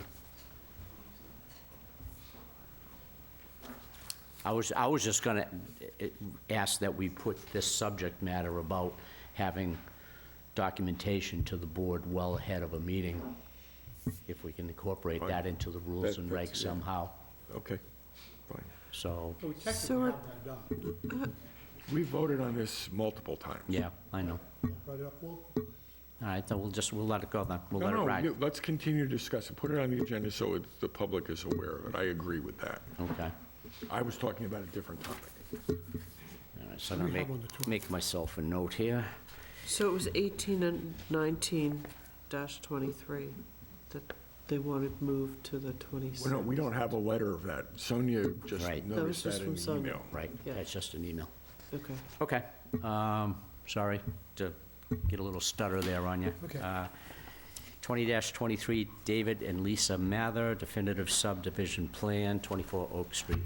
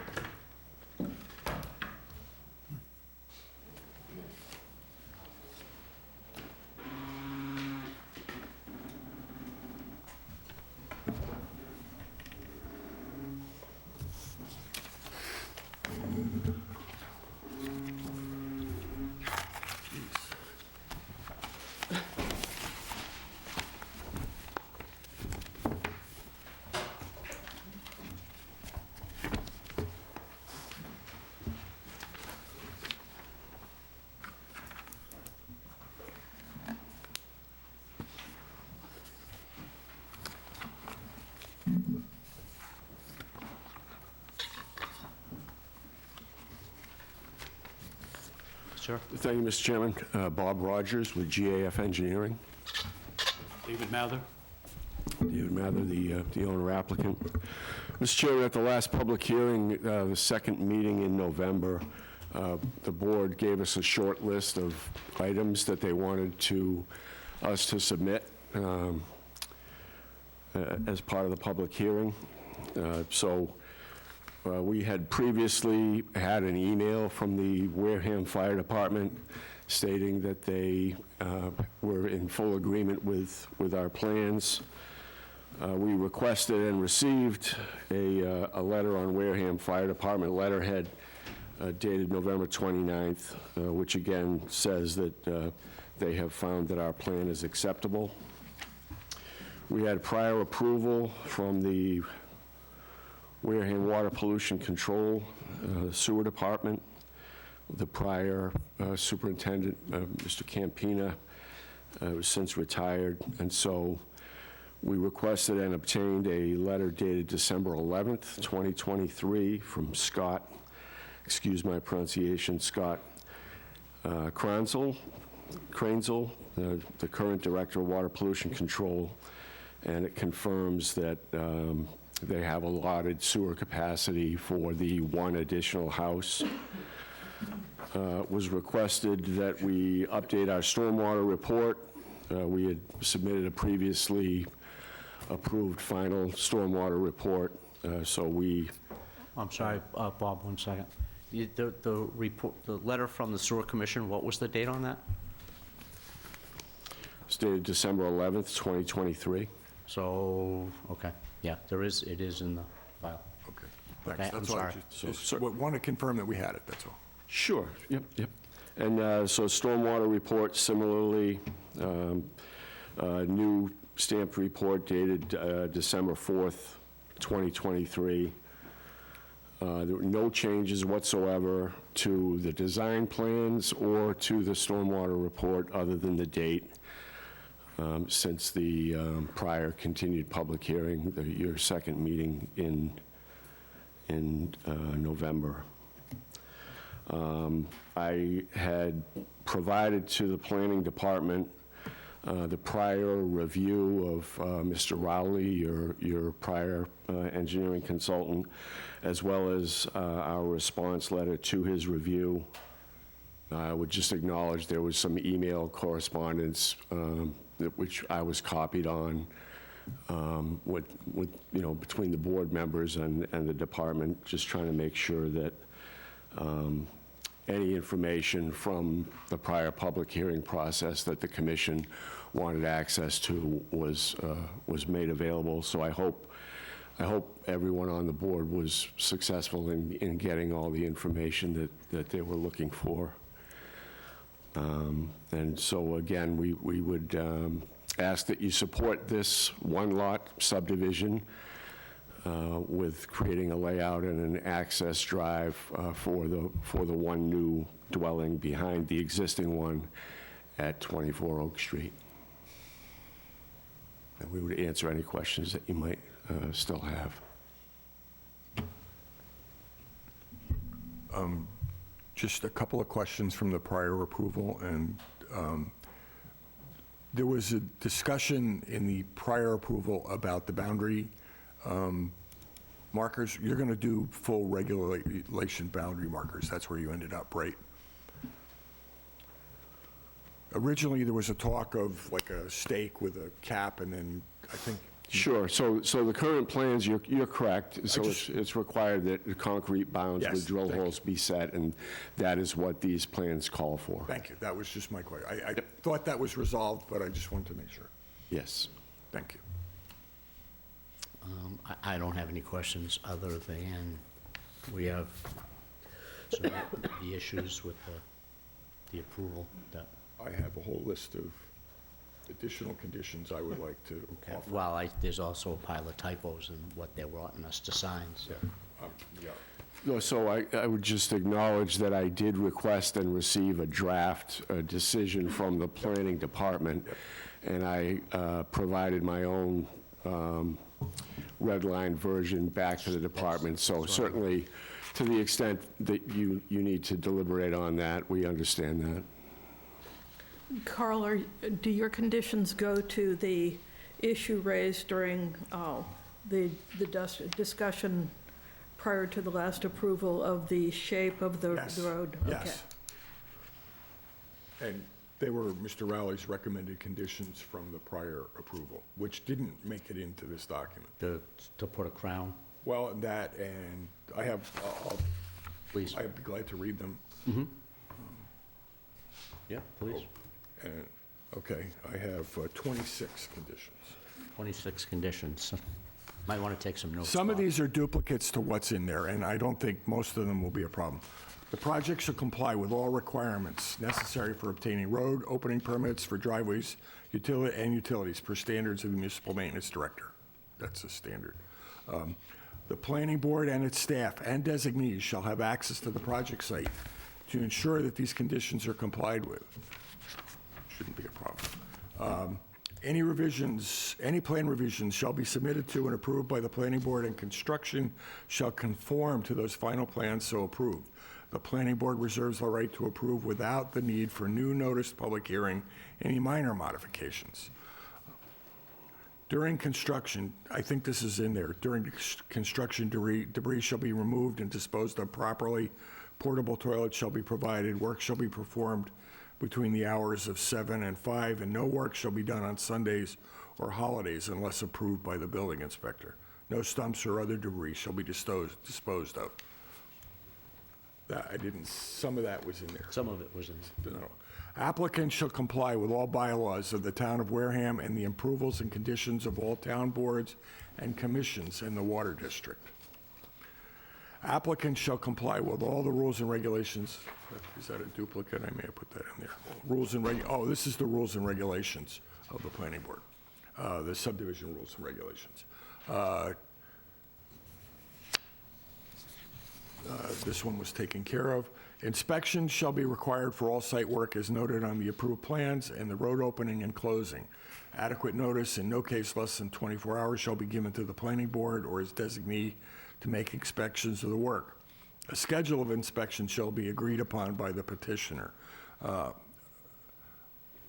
petitioner's contractor, and the planning board or its designee prior to commencement of any work on the site, including clearing of trees. Inspections of the site construction should include but not be limited to, some of these are in there. After limits of work and the hail bay line have been set, but before site clearing.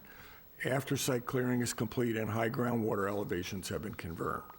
After storm drainage facilities are installed, but prior to backfilling. After pavement base material has been placed and graded to the final grade to make sure that it I know we're putting down crushed. Reprocessed asphalt. Yeah.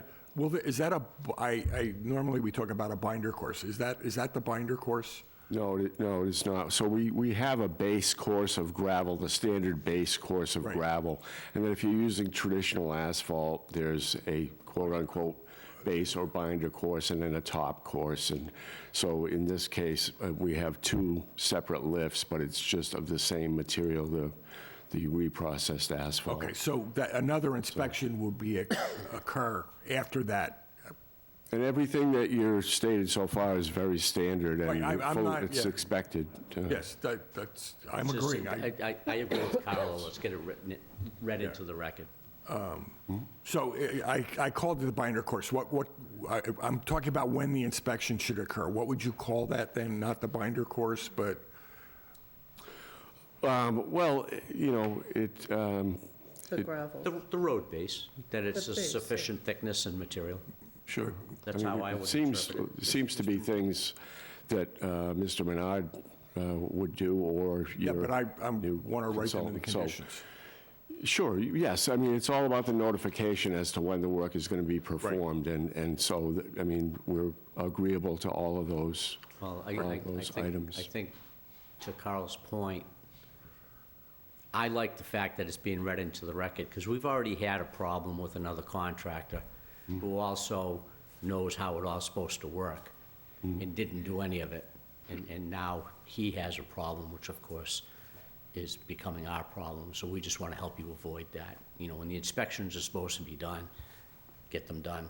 Don't. Yeah, no, inspections, that whole process is the same. It should be, certainly for everyone. Part of what we're dealing with is the change from Charlie to Phil, and we want to make sure that we're all on the same page. Mr. Chair, Mr. Madden had his hand raised. I don't know if he... One of the inspections you might want, Bill Madden from GAF. Come up and show us your shiny face, Bill. One of the inspections you might want to also include is the inspection of the compacted subgrade on which the gravel will be placed. That's the base foundation of the existing material, so you really would want to see what that looks like, have it graded, compacted, before we start building on top of that. Right, that's what I was trying to get. What are the... I thought that's where you were Yeah, going. and I just didn't know what to call all the proper Subgrade, layers. I think, would be the proper terminology. Great, thank you. Thanks, Bill. Is that okay, Mr. Rogers? Certainly. Thank you.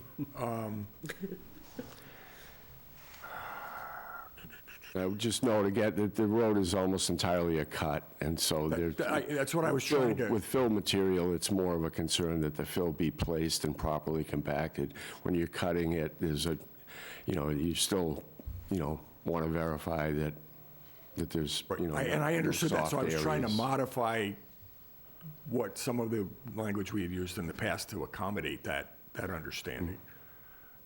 So I'm not trying to impose something unusual, I'm just trying to enumerate one. Certainly.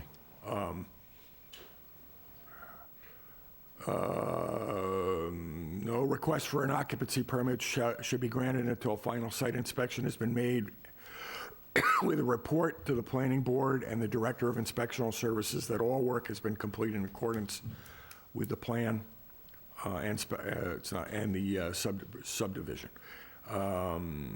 If an occupancy permit is requested prior to the completion of site work, we may request proper security posted in a form satisfactory to the applicant. That's standard for subdivision. Planning board's designating will witness groundwater elevations with the test pits prior to final approval of the stormwater system so that proper separation from groundwater levels is achieved. The plantings for stabilizing the slopes will be maintained for 2 years in accordance with zoning bylaws, and I'll come to the plantings again on the slopes. Upon completion, an as-built plan is to be submitted to the building department with a copy provided to the planning board.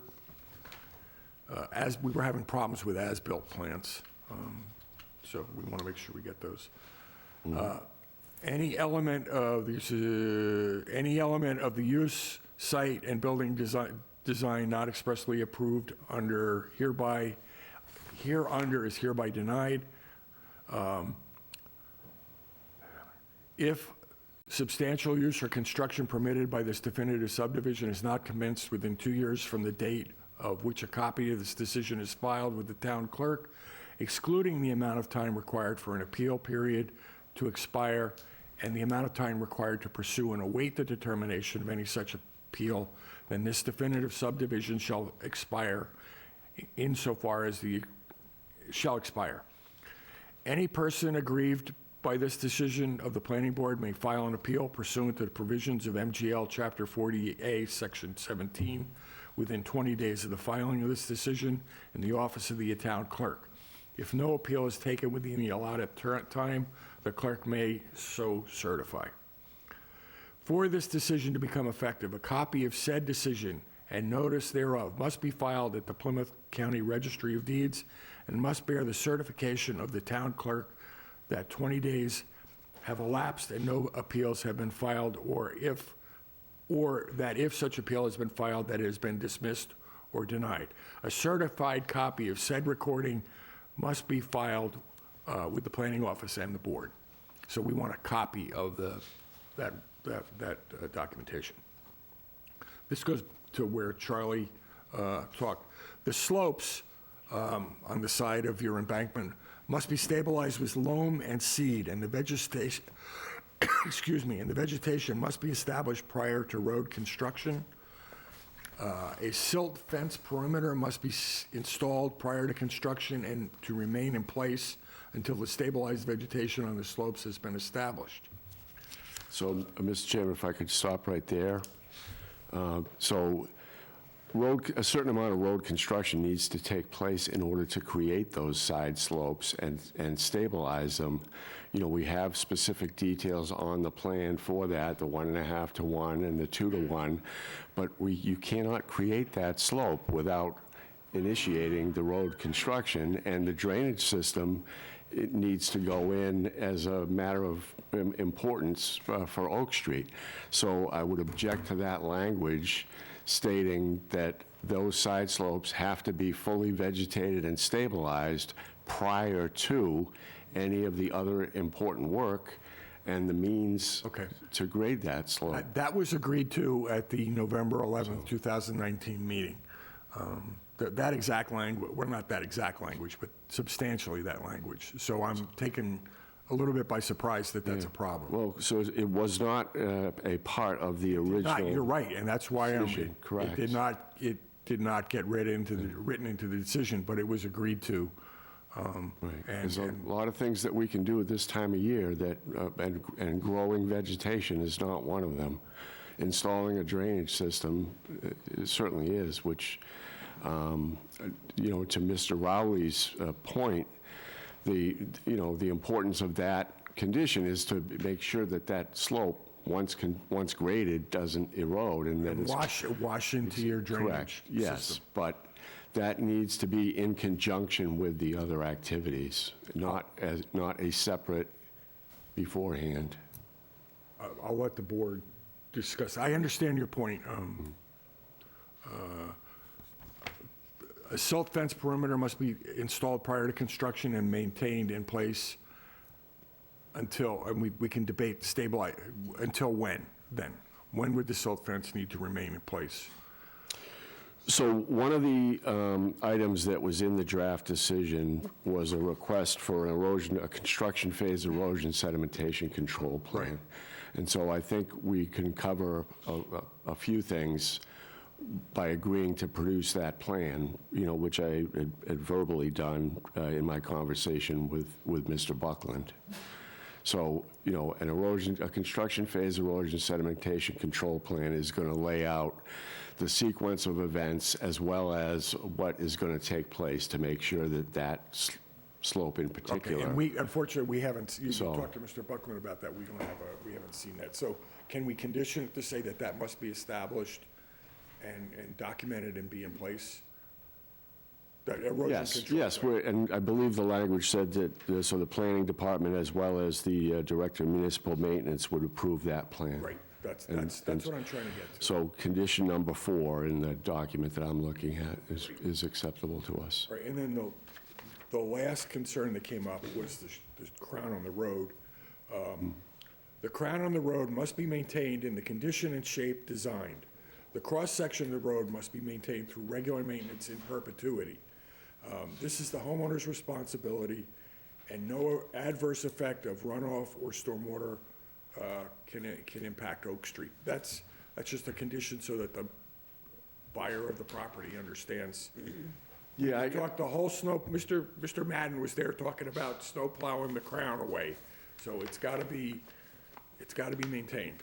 So I understand the concern, and it ties into the waiver which was granted for the surface material. Obviously, if you have traditional pavement and you're crowning every step of the way, you're crowning the base gravel, the top gravel, the base pavement, if you will.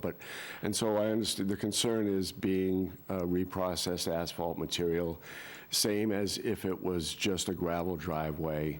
From time to time, you're going to get potholes, and specifically with this, we have a crown because we have infiltration trench on either side of the road and catch basins down at the low point on either side of the road. And so it is important to maintain the cross-section so that the drainage flows to both of those systems and doesn't overflow to one or the other and cause a problem.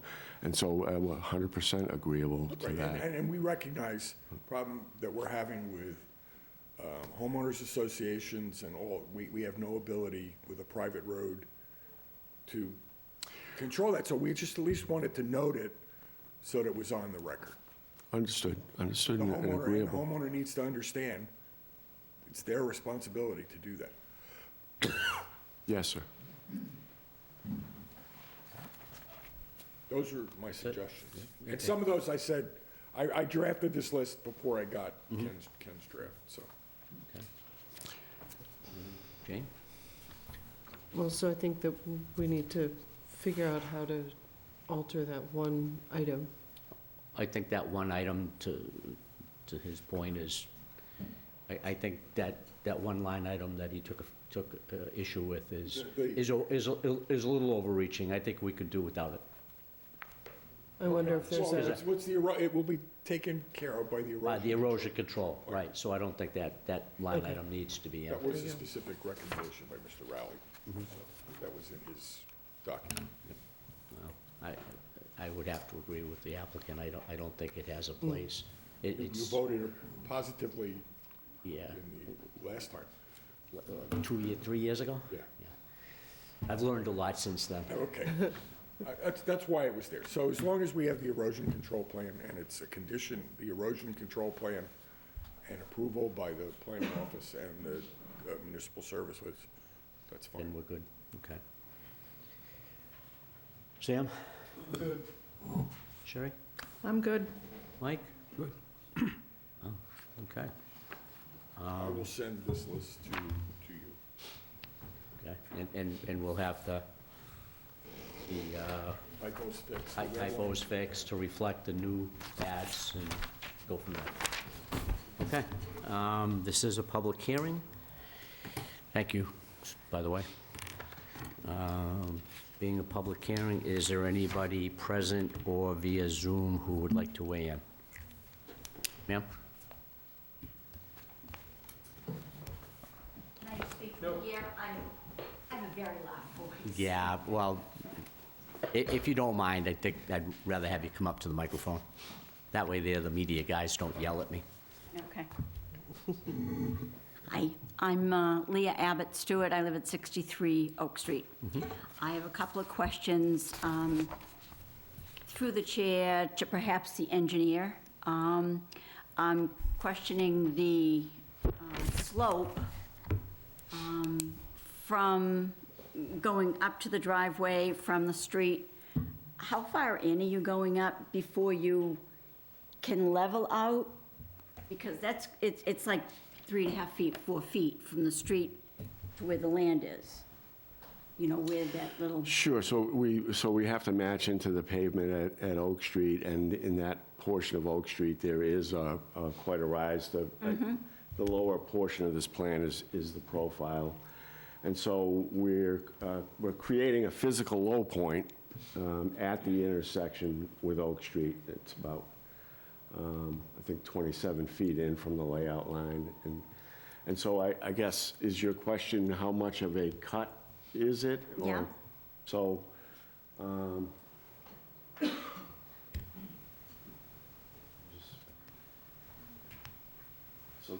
34 to 29, so it's 5 feet. It's a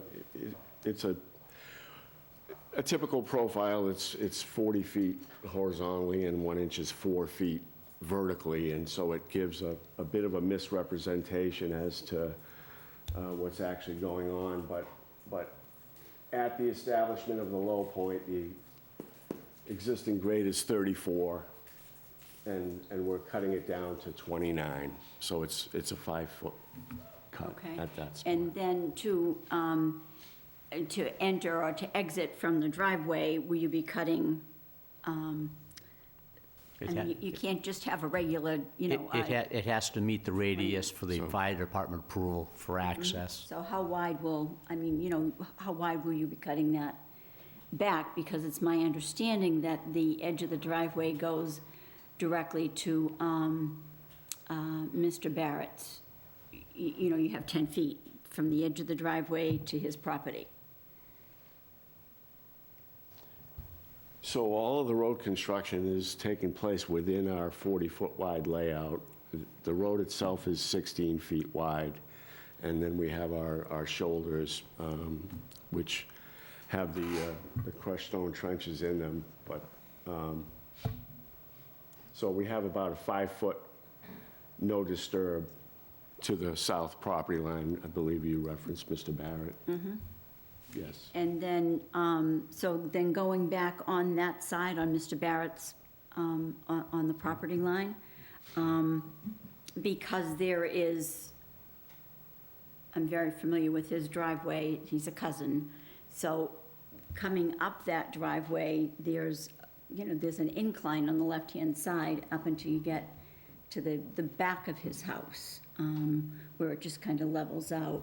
So what will be there? Are you just gonna leave it the way it is? Are you just, I'm concerned about water runoff, and I know you mentioned plantings and all that, but I am concerned because his property is down gradient from. Well, so, again, this road is a 100% cut until you get 250 feet back from Oak Street. So there's no ability with this grading to put water anywhere but toward the road, toward this proposed driveway, to the low point, and towards Oak Street. So there's a small portion of Mr. Barrett's property that would head towards this new Quentin Way. The majority of Mr. Barrett's runoff goes down his own driveway. The driveway she's talking about is shown on our plan, and it provides a contrast of what a normal single-family house driveway, what's acceptable and what most people in town have, as compared to what we're being required to provide, because it is a definitive subdivision of land needing a layout with frontage. So we're doing no harm whatsoever to any abutting property, nor are we doing any harm to Oak Street. But we're being held to a higher standard because of the need to provide legal frontage for this one new single-family home. Okay, and then one more question through the chair. I don't know, are they catch basins or dry wells that are at the end of the driveway where you plan to catch the runoff or some of the runoff, or can you explain that a little bit further? Sure, so it's correct. So, you know, again, about 27, 28 feet in from the layout of Oak Street, we're creating a physical low point, and there is a traditional catch basin on either side of that low point, and the two catch basins discharge to precast concrete galleys, which are chambers. And so the combination of the fresh stone trenches on either side of the roadway down to the low point, and then the underground leaching galley system takes care of all of the runoff. Okay, and how deep are those systems? Are they open? Are they covered? Or what's the? So they're underground. So it's just the leachate that goes through, the water that leaches? So the water goes into the trenches and into the catch basins, and then it goes out of the catch basins and into the underground storage system. Okay, so there's no opening whatsoever to? It's gravel, so that the water just percolates down? So the reprocessed asphalt helps just a little bit as compared to traditional, but it's really the addition of the crushed stone trenches and the underground galley system. So there's to a substantial volume, there's no runoff that is going to go onto Oak Street. Right now, there's practically no runoff going onto Oak Street because it's all wooded and sandy soils, and so there's not going to be any runoff change for any of the abutters or to Oak Street. Okay, so it's not going to diverge across the street, or, I mean, we've got a terrible issue at the public parking lot that's down there now. I mean, it looks like That's Wareham. That subject came up quite a bit during the initial application, and there was great pains given to the design of the water control system to avoid exactly that All right, because I live 2 doors over on the other side, and And we, Had to have and a we berm actually, put yeah, in we when actually we- spoke with the woman that lives directly Mrs. across the road. Right, yeah, she's a And friend of mine. so we made sure, to the best of our ability, of course, nobody has a crystal ball, Mm-hmm. that was not going to be a problem, and that we made sure they understood that it was not going to be a problem. Okay, so then I guess my question is, because I'm at 63, I don't know if you're familiar with the property or not, but there's a house down towards the water that we've just recently done within the last couple of years, that's all done over. And then there's a little tiny cottage that's up by the street, but when you drive by, all you see is the roof. So I guess my question is, should water ever get down there and get into the house, who do I address it to? Do I come to the board? Do I go to the engineer, or do I go to You would go to the my road neighbor? commissioner. Your first stop would be the road commissioner The road commissioner? to make a complaint about a potential problem, Okay. whether it be actually attributed to the property or not. Mm-hmm. But, if you've got flooding caused by road water, that's where you would want to start. Okay. All right. Thank you very much. All Thanks right. for your time. Thank you, ma'am. Good luck. Is there anybody else in the public that wants to weigh in, either here or virtually? Okay. Seeing no other parties of the public that would like to weigh in, I would entertain a motion to close the public hearing. Second. Second, we have a motion by Sam Corbett, seconded by Mike Baptiste. All in favor? Sherry? Aye. Mike? Aye. Jane? Aye. Sam? Aye. Carl? Aye. And the chair votes aye. Public hearing is closed. I would then entertain a motion to approve. Mr. Chairman, just before you make the motion, I have a question or suggestion. Can we have a period of time to, I think, To act on this, to act on this, and I think if we could actually have the final final doc. doc, Yeah, I don't have a problem with that personally, I mean, because what we have now is a typo and missing items. yeah, and we have Mr. Rogers' red line comments that have to get integrated. Okay. So if we could, So hold off on our final vote until we have the documentation in hand? right, Okay. well, it shouldn't take that long to turn that around, right? Could be conditional.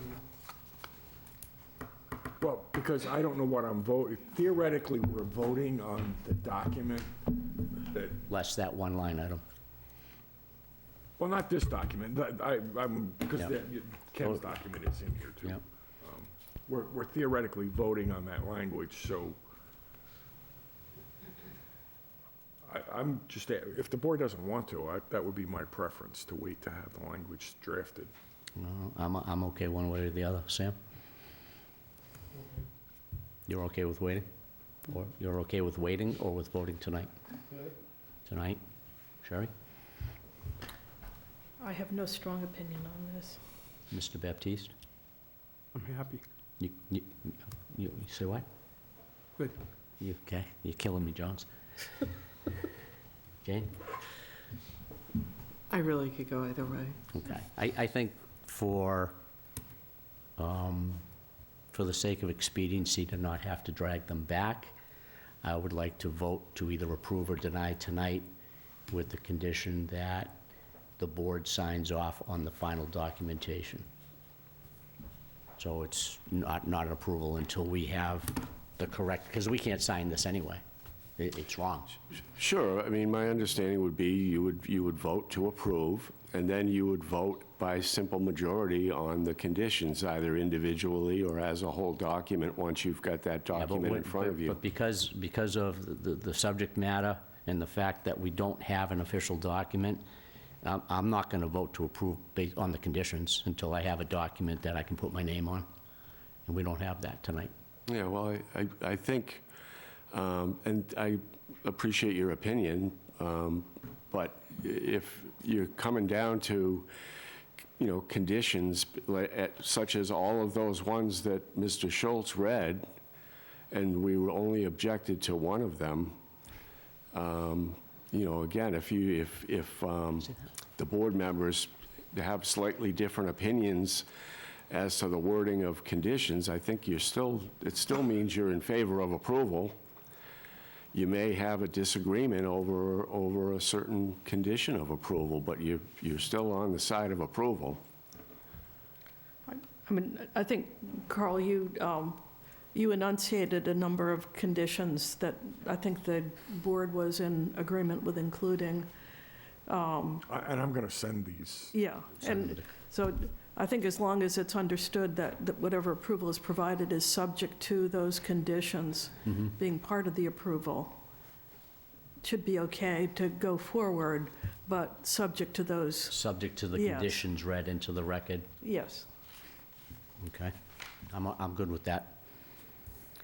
Okay, so I would entertain a motion to approve 20-23 David and Lisa Mather, definitive subdivision plan, 24 Oak Street, based on the conditions read into the record by Mr. Schultz. And the conditions that Mr. Rogers redlined on, in integration of those. An integration of the two copies, okay. So, Do I have a second? Second. A motion by Sam Corbett, seconded by Mike Baptiste. All in favor? Sherry? Aye. Mike? Aye. Jane? Aye. Sam? Carl? Aye. And the chair votes aye. Thank you, guys. Thank you so much. Thank you for your time.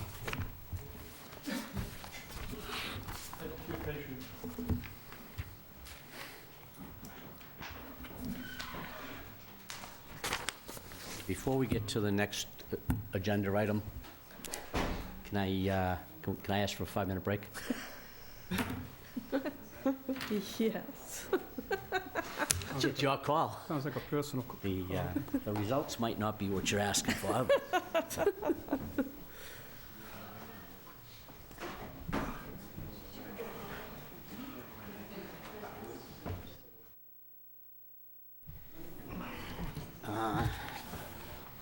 Why isn't this, oh, I know.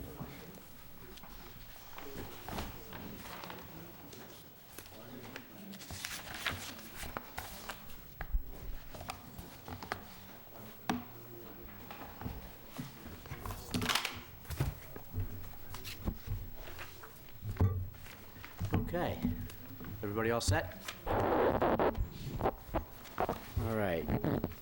So, new public hearing, 23-23, Warren LLC, major modification to SPR 59 Main Street. Let me read the notice in the record.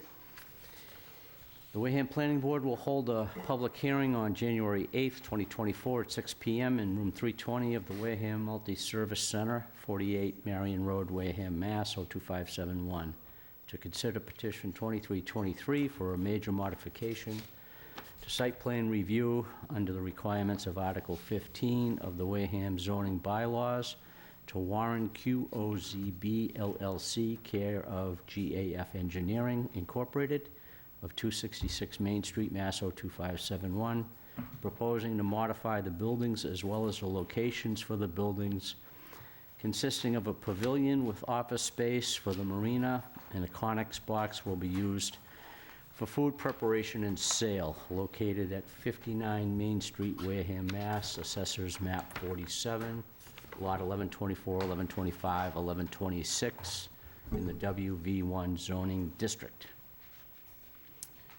First notice was put out at December 21, 2023. Second notice, December 28, 2023. Thank you. Thanks for coming. Ready for us? Let her rip. Okay, I'm Bill Madden from GAF Engineering, here on behalf of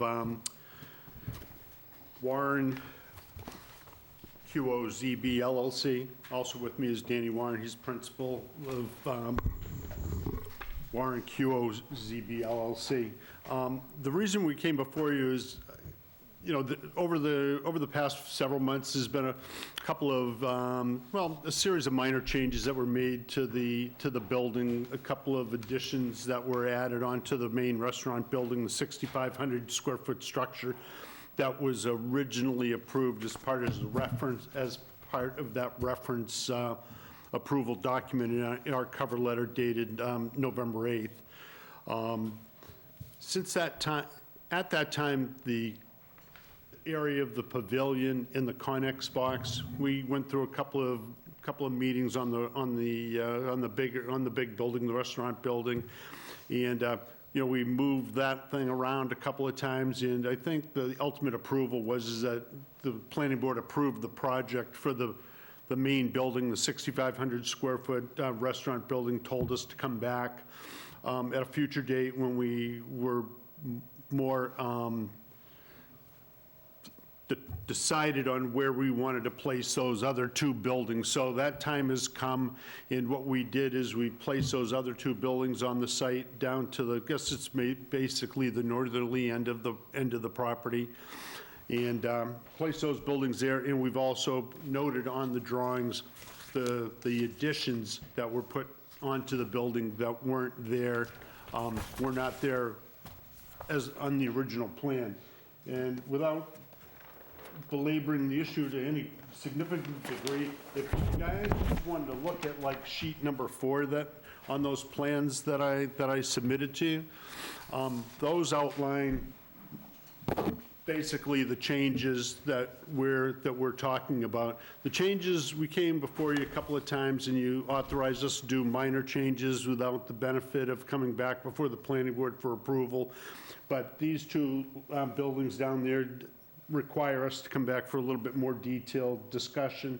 And the areas that are shown shaded on the southerly end of the site, those indicate the changes to the buildings or to the building that we would like to consider, as well as a change to the dumpster pad. It's actually a dumpster building. It's a small salt box type shed roof, a couple of overhead doors in the front. The very last plan on the plan set that I gave you is an architectural that ASAP Engineering put together for that building. Also, Danny provided a color rendering that shows where this addition is. It's essentially 19 by 20 square foot addition. It does have some access from the main dining area into that southeasterly corner of the building. Provides a nice view of the river in two directions. Also shows some egress stairs coming off the back of the building for emergency access out of the main building and through that new addition. There's a small like about 7 by 10 foot addition that would just square off a small portion of that southwesterly portion of the building. It'll help in the kitchen area. I think it's just there to provide additional storage in usable space. It's going to be necessary inside the building. So essentially, that's what took place with respect to the building. You can see that the driveway is pretty much the same as we've done in the past, or shown in the past. There is a small change that we talked about at some point in time in the past with the planning board, where that turning island is, that left-hand turning radius that comes in from Main Street. We used some scored concrete down there, just similar to what Mass Highway puts on median strips, just to provide a mountable type of area for predominantly for fire department access. When that fire department apparatus does come into the site from this end, it could travel and just run across that area. So that was the purpose that was done. We also moved around, well, we didn't have much choice on a guy wire for a utility pole that Eversource changed, so there's a little guy wire that was added into one of the landscape islands. But other than that, there really wasn't too much that was changed. You know, the handicap accessibility is where it is. The access to the building is where it always has been. There's access underneath or adjacent to, rather, to a large deck that will be on the northerly end of the building. And then we get over to the two major features of the site. The one in the furthest to the north is the Connex box. That would be a food service type of a facility there. I think it's intended to be used for ice cream or fried fish, combination of both, and it's going to be more of a walk-up type of a facility, not a sit-down type of an area. And then we have basically a larger pavilion that's just an open pavilion. I think there's some plans that Danny also gave you as far as what that's intended to look like. But it's an open pavilion with, you know, on columns and piers on each end. It's going to have some, a fireplace and some architectural features on the end of the building, and that's to be used for an outdoor entertainment of some sort, whether it's associated with the large building or an outdoor use of some other type. But that's what it's intended to be used for. Where this small, there's a boat ramp, or appears to look like a boat ramp, must have been used as a boat ramp at one point in time, but we had shown that with our Chapter 91 plan for the marina. We showed that as being decked over to maintain some continuity with the walking across the waterfront in that, I don't know, the filled tide land area. And we also indicate a little bit more decking. Actually, we show about 5 feet additional decking that would extend that platform to the pavilion. So those are the things that have that we've added to the site plan. You might recall that back when we designed it originally, there was a couple of larger stormwater infiltration areas in those places that are noted as grassed areas. So below that, there's some concrete chambers, our stormwater that drains from the parking lot, goes through water quality structures, ends up in those infiltration basins. And none of these changes that we talk about have added any impervious area to the project site. In fact, it resulted in a minor reduction in impervious area. Wasn't really, I don't think, wasn't worth going through and recalculating the reduction and then thinking about going back and removing some drainage that might be excessive. It all fit in there fairly well. It was designed to accommodate a little bit more development on the site. So our thoughts was just to leave it as it was presently constructed. Right now, that underground infiltration area is installed. So Allen and Major, they did a review of the project. I think the planning board's received the letter. They just issued it on the 4th of January. That's when we received it. And they didn't really have any issue with the site plans. They did have some comments relative to the landscape plan and the need to maybe modify the landscape plan to some degree, only because, you know, there is a requirement for a 20-foot landscape buffer on that southerly end of the site. That landscape buffer has been interrupted with a couple of construction activities, one of which was the electrical transformer that was placed there. I think Eversource was the person or the group who dictated where that needed to be on the site. So that thing interjected into the landscape area. And our our dumpster building, that also projected a little bit into the landscape area. And I think Allen and Major suggested that we might want to consider, the planning board might want to have the landscape architect step back and look at what the changes are right now and maybe modify the plan. We think that the plant material that's been specified for the job, particularly in that area, is pretty substantial, robust and whatnot. You know, it's a bermed area, it's planted on both sides, it provides some pretty adequate screening from British Landing. I don't think it really, in my opinion anyway, doesn't rise to the need to be readdressed by the landscape architect. I think the plant material might be able to be, before they actually put it in the ground, assessed where it might be placed.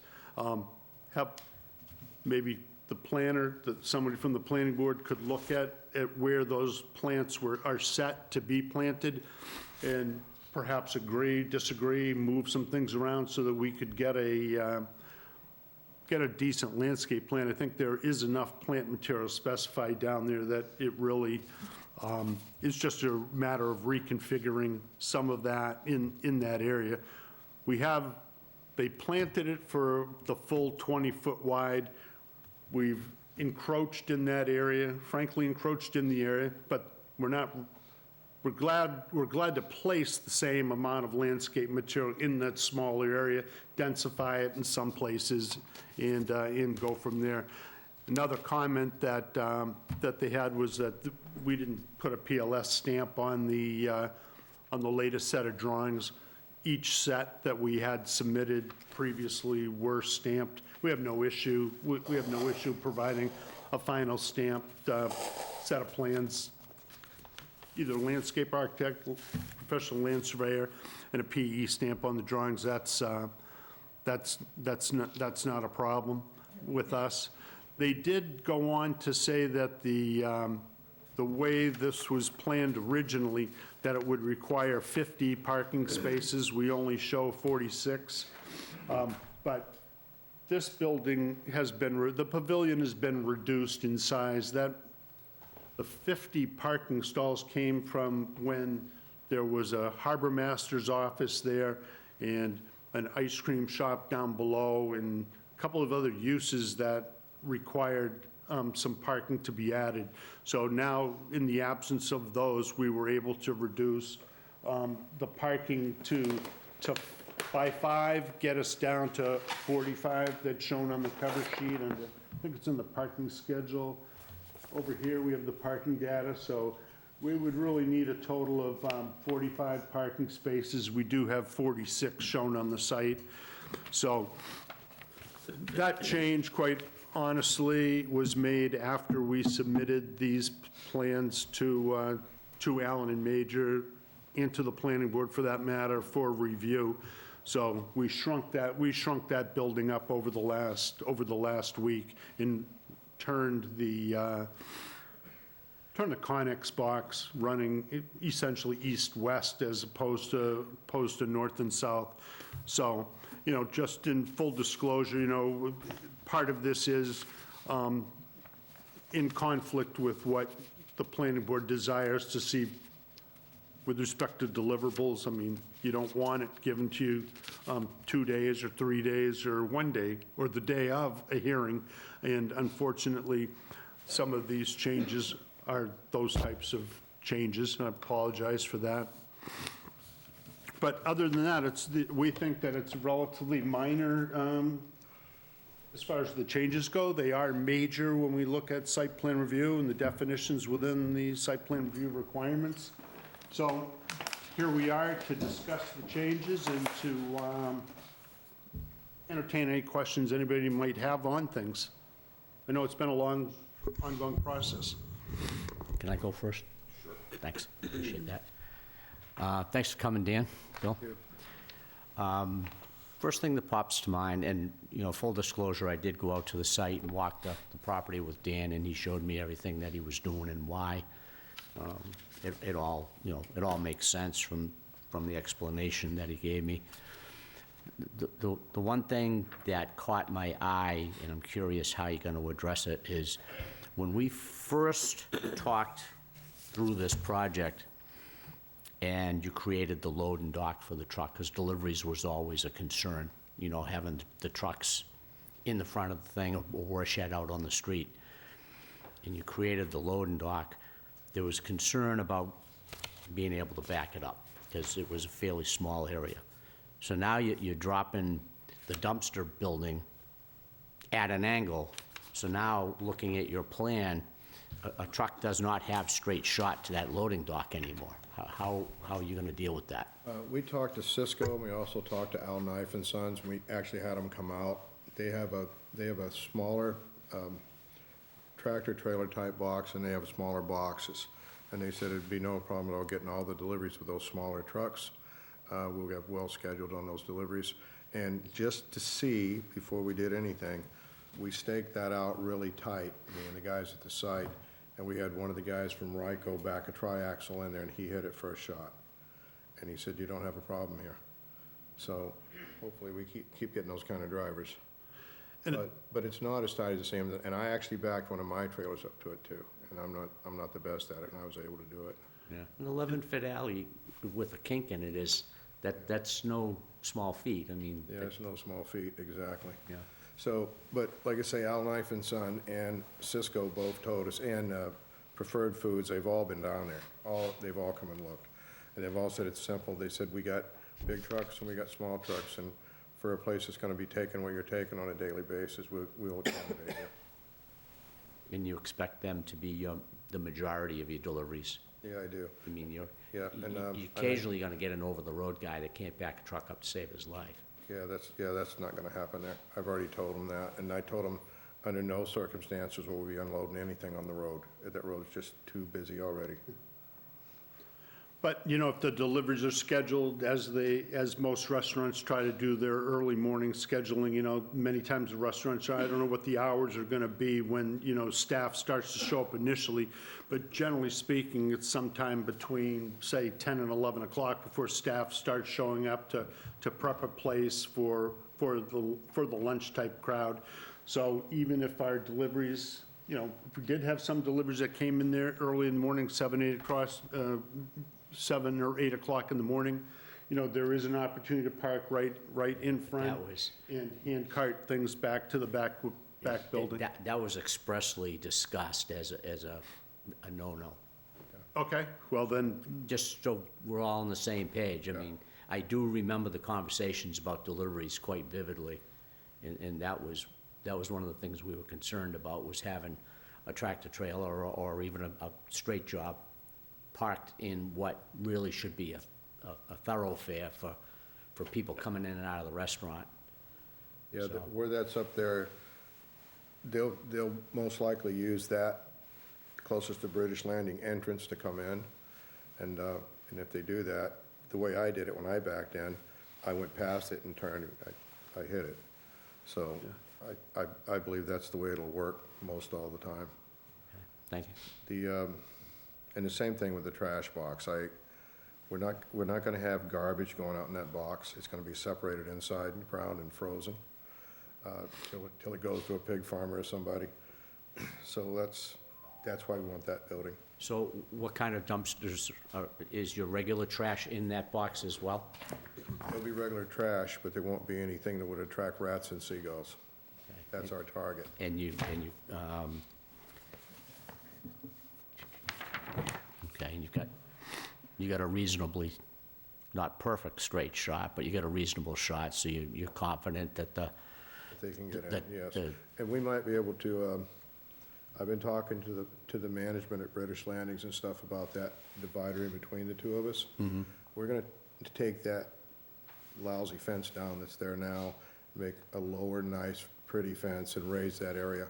And then we're gonna run a sprinkler so we can accommodate their gardens and our gardens. We're gonna work together there as neighbors on that.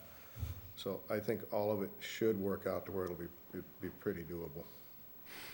That's all I had. That's what caught my eye. Those were the questions I was gonna ask. This building, the dumpster building.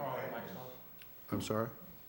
Sorry, I have to turn my mic. I haven't been down in a while. Is the dumpster building built now? No, sir. Oh, so this is still Yeah, we proposed. waited. You staked it in order to... Yeah, we staked it, and we staked it and taped it, so there was no cheating it. Okay. And we didn't, like I say, we didn't have a problem. But they actually just hooked the gas up a couple of weeks ago. We waited a long time to get gas, and that held everything up big time. Great.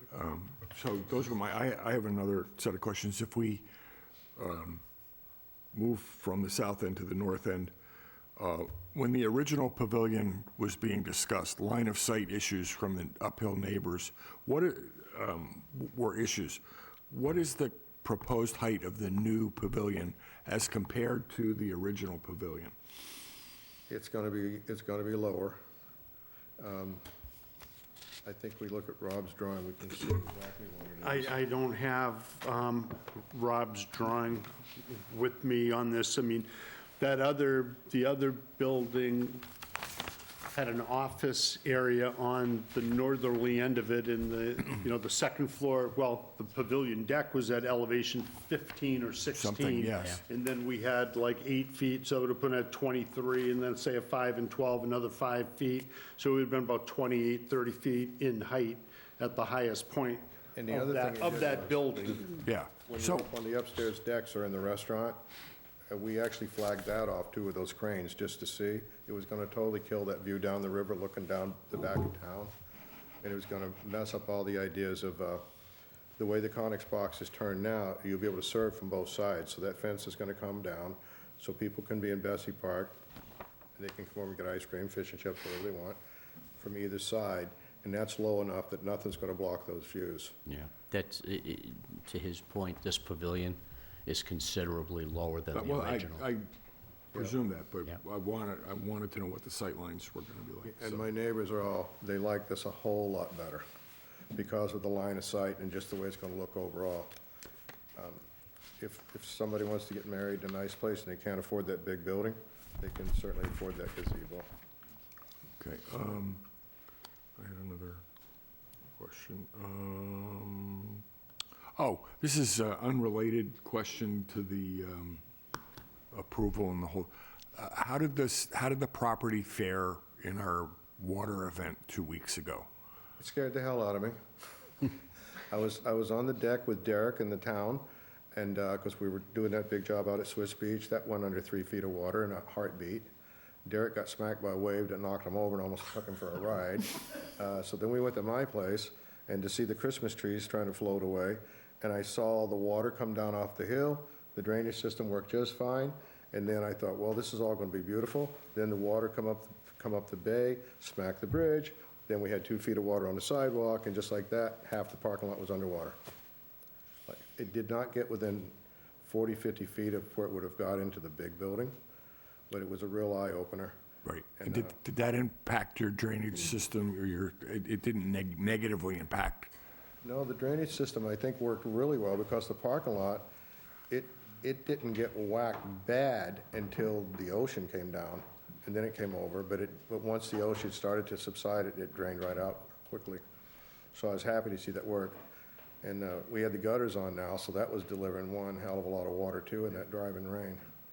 And since this site is in the 100-year coastal flood zone, our standards for stormwater management are a little bit different. We're not trying to mitigate the unmitigatable event with the ocean, but when we do get an occurrence like this, it will come up, will infiltrate the system, but it's intended to drain through it. And Right, so it won't damage the system in any way, the system? No, as long as you keep the solids and the sediments out of it,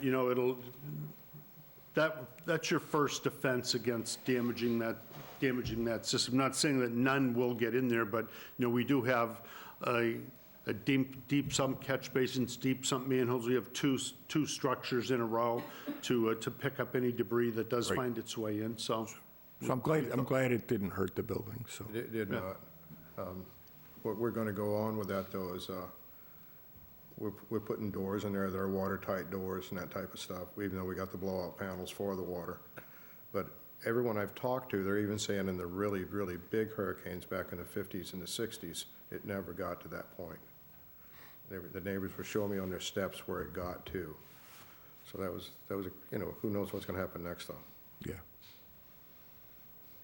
But it sure put a damper on wanting to build something else 20 feet up in the air that you gotta deal with. So then I got the bright idea of putting in an elevator until I found out it was gonna cost $250,000 because it had to be in a tower that all the electronics would be in, so. Yeah. Forget it. Those were my questions at this point. Sam? The ice cream fish fry, Where are those people going? Is that takeout only? Yeah, that'll be Oh, take, sorry. it'll be takeout only or set underneath the gazebo and whatever, you know? Because I can see having fish fries in that yard, because I was in that business a long time ago when I was very young, and that is a great business if you know how to fry fish. People will come. And we're wanting to have a situation there, working with the town, and I think we're gonna work out and work real well with the town, that a lot of people would walk to that location in that neighborhood. Because you got a place to gather, you got a place to relax, you got everything you need without everybody wanting to bring a car. And that's just a matter, in my opinion, of helping clean the area up a little bit more than it is, and get a little bit more lighting in, and just make it nicer. That's the bottom line. And that was our goal from the day we bought it, was try to clean it up and make that into town as nice as we could do with our piece of the action. I'm just concerned where the people are gonna go, where they're gonna sit, they're gonna be in their cars in Bessie Park. Well, they'll be in Bessie Park, and they'll be on our side too, and that's what we and the town are hoping for, that people start using the park more. Good. Sure. How big was the wave that almost carried Derek away? They were ugly. I tell you, I took pictures. I went down in the dunes to take pictures, and the wind hit me, and I was running backwards as fast as I could, and I took one. And I stayed on my feet, and then Derek went down to take a picture, and he had to have one more picture, and just as he turned, it blindsided him. Yeah, they were big. They were very big. It must have been. The water was halfway up the size of those giant equipment we got down there. Yeah, it was interesting. And it happened fast, real fast. Yeah. I don't have anything else. Mr. Baptiste? Where are you going to put your marina office? Marine office is going to be in the basement of the big building. And there'll be a station out there for who's going to be able to help out there and stuff like that. But any bookkeeping and everything like that. There will be a small office in there, and I'm going to be moving Mary down from Middleborough and run both businesses out of that location. And Jack will have an office. Jack Texera is going to be running that place. He's a local guy, great guy. And Jack will have an office down there, and he'll be in charge of taking care of that business and the other business at 176 from that location also.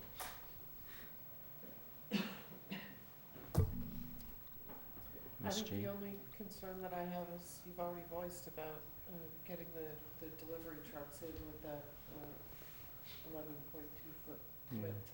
But if you've done it, I mean. Yeah, we've definitely done it. Could we, on that particular subject, could we move forward with an informal understanding that if deliveries and trucks become an issue, and we can attribute it to that dumpster building, that we rethink that, whether it be in size or positioning, to reopen up that alley?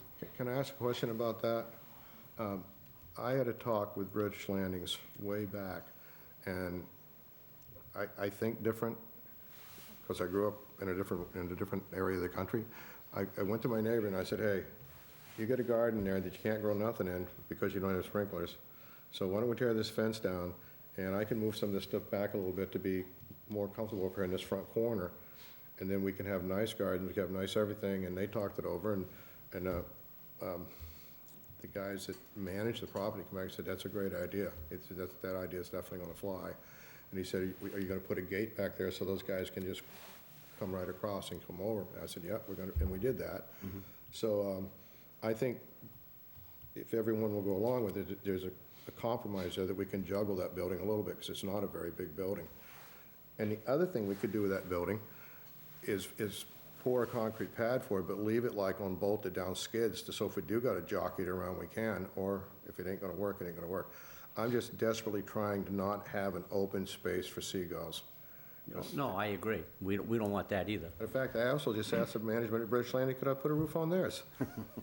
Because, So actually, I think I'm less concerned about the building for the dumpsters than I am about the little extension onto the main building. I think that that's more of an impediment for getting the trucks in and out. for getting the truck in.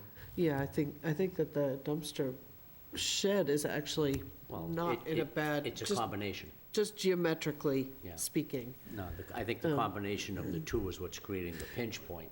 If Yes, that but I extension still- wasn't there, it wouldn't be a non-issue. And if the dumpster building wasn't there, it'd be a non-issue. But the combination of the two, I think that the dumpster building is less of a problem, personally. I think that, 10 feet. you know, maintaining the 20-foot, or maintaining that edge doesn't bother me at all. I think it's the little addition to the building that I find to be more more concerning. So, Mr. Chairman?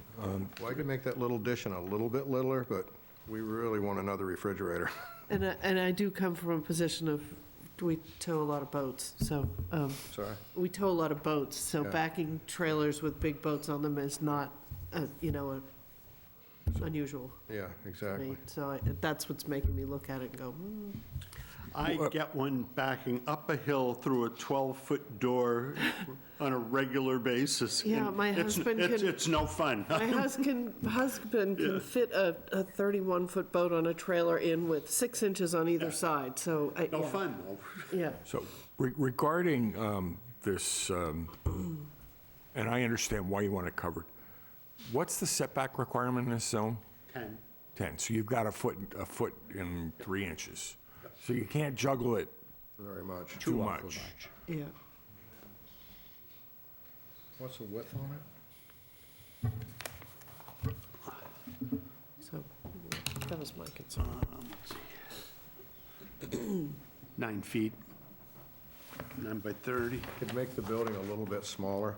Anything just to have a building, not a fenced-in area. No, no, we get it. I just, like I said, as long as we agree that if this combination does present a problem when it comes to deliveries, that we address it. Something. Right. Yeah, well, that only makes sense for all of us. And I'm gonna look at trying to make that building a little bit smaller to see if that helps. The reason the building got the size it was, there's no place for anything there. Mm-hmm. But that's okay, it can be.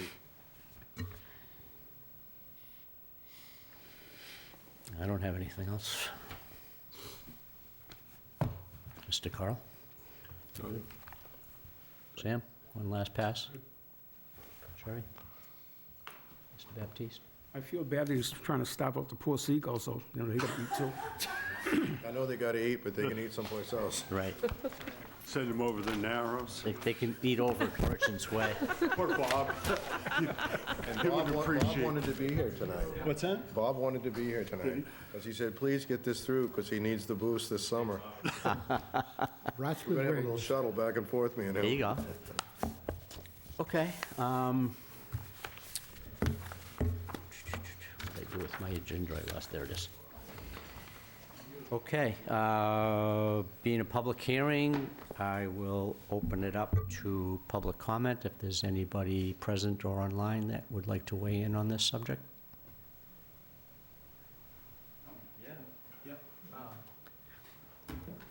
Bob Scanlon, Grant Street in the Swiss Beach section.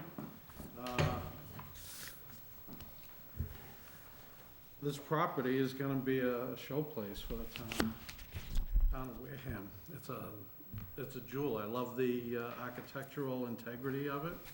And when I see that the pavilion and the Conex box are going to be finished in a similar fashion, I had a house and I spent a lot of money trying to maintain its architectural integrity. So I can definitely appreciate this property, and I think it's going to be to the benefit of Wareham. Thank you very much, we appreciate that.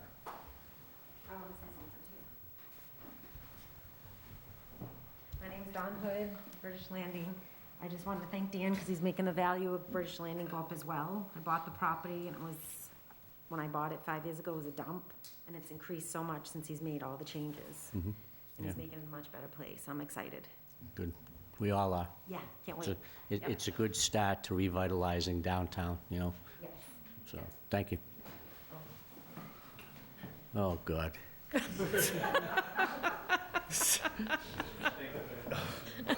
He's not running, so he can say anything. Good evening, everybody. If everybody remembers, we had Oh, a real mess. please identify yourself, sir. Oh, Jesus. Alan Slavin, 36 Oak Street. The property became derelict quite a few years ago. We had amphibious pieces of boats, all kinds of stuff there. We basically, for the town, made it what we call an economic opportunity zone. And I spoke to Danny, and I said, there's a chance if you'd be interested, since he inherited some money by selling, take a shot, because it saved quite a bit of money tax-wise. Danny has stepped up and made every change he's had to make this thing work. It's not an easy project, you know, with the way it sits and everything else, and I appreciate everybody's consideration for what he's trying to do. And he will modify something if it's necessary. Thank you. Thank you, sir. Thanks, Alan. You're welcome, Nice to Mr. meet you. I'm King. your ride home. You sure?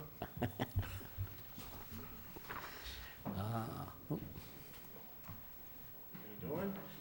Mark Rapoli, 28 Wanginko, down in Swifts. I just wanted to thank Danny for this project, because I have remembered driving through since a child and wondering, you know, what is the pull to Main Street down in Wareham? It's kind of just a drive through, and that's pretty much it. And I think that this project is changing that, and I'm very excited about it, to bring my family to hang out, get some fried clams, some ice cream, and I don't know. Thank you, Danny. I love it. Thank you, Mark. I love it. Thank you, sir. Mark's been giving me coffee for the last month as her speech, so.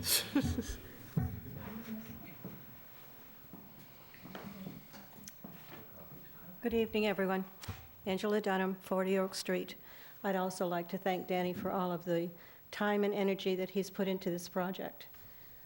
He's had to jump through a lot of hoops that I'm sure that he wasn't anticipating, and I appreciate the fact that he's taking the history of that area into account from the design process and all of the efforts that he's making at this point in time for his concluding design. In any case, I'm looking forward to it, because the Kendrick Museum, which has a tarp on it right now and looks awful, will hopefully be done by this summer, and Danny's project will be up and running. I'm looking forward to the folks drifting over to come over to the Captain John Kendrick Museum. So I'm appreciative of the fact that you've upgraded that end of Main Street, and you'll be drawing some people to come in and have some important family events down there and create some good memories. Thank you. Thank you. And so it begins. You know, just to say, there's been, last week, there was a doctor from Boston. She had heard what was happening, and she drove down. She's a brain surgeon, and she's having a very large wedding in October. And she called me back and said, I'm going to have that wedding there. She goes, I've just decided I'm going to do it. Because she fell in love with the inside of that building when she saw that we did stay true to that time frame. Well, the setting's not bad either. And I'll tell you another one. The lady that owns the franchise for Pella Windows, her son went and told her, he said, you got to go see what this guy built, right? So she came over, and she said, I have a job for you. It's about twice as big as this one. Can you do it? And I said, I'm not doing it. But I hooked her up with Christian, the kid that did the woodwork, and she gave him a job to build a castle in Great Barrington, Rhode Island. And he's building a castle for that woman, and he's going to follow that same framework. Very cool. Okay. Do we have anybody online? Nobody online. Nobody else in the gallery? Okay. I would entertain a motion to close the public hearing. Do we have a second? Second. We have a motion by Sam Corbett, seconded by Mike Baptiste. All in favor? Sherry? Aye. Mike? Aye. Jane? Aye. Sam? Aye. Carl? Aye. Chair votes aye. Public hearing is closed. I would then entertain a motion to approve the major modifications to SPR 59 Main Street, Project 23-23, Warren QOZB LLC. So moved. Do we have a second? Second. Motion by Sam Corbett, seconded by Mike Baptiste. All in favor? Sherry? Aye. Mike? Aye. Jane? Aye. Sam? Aye. Carl? Aye. And chair votes aye. Thank you. Thank you very much. Thank you. Thanks a lot. Appreciate it. Appreciate you coming in.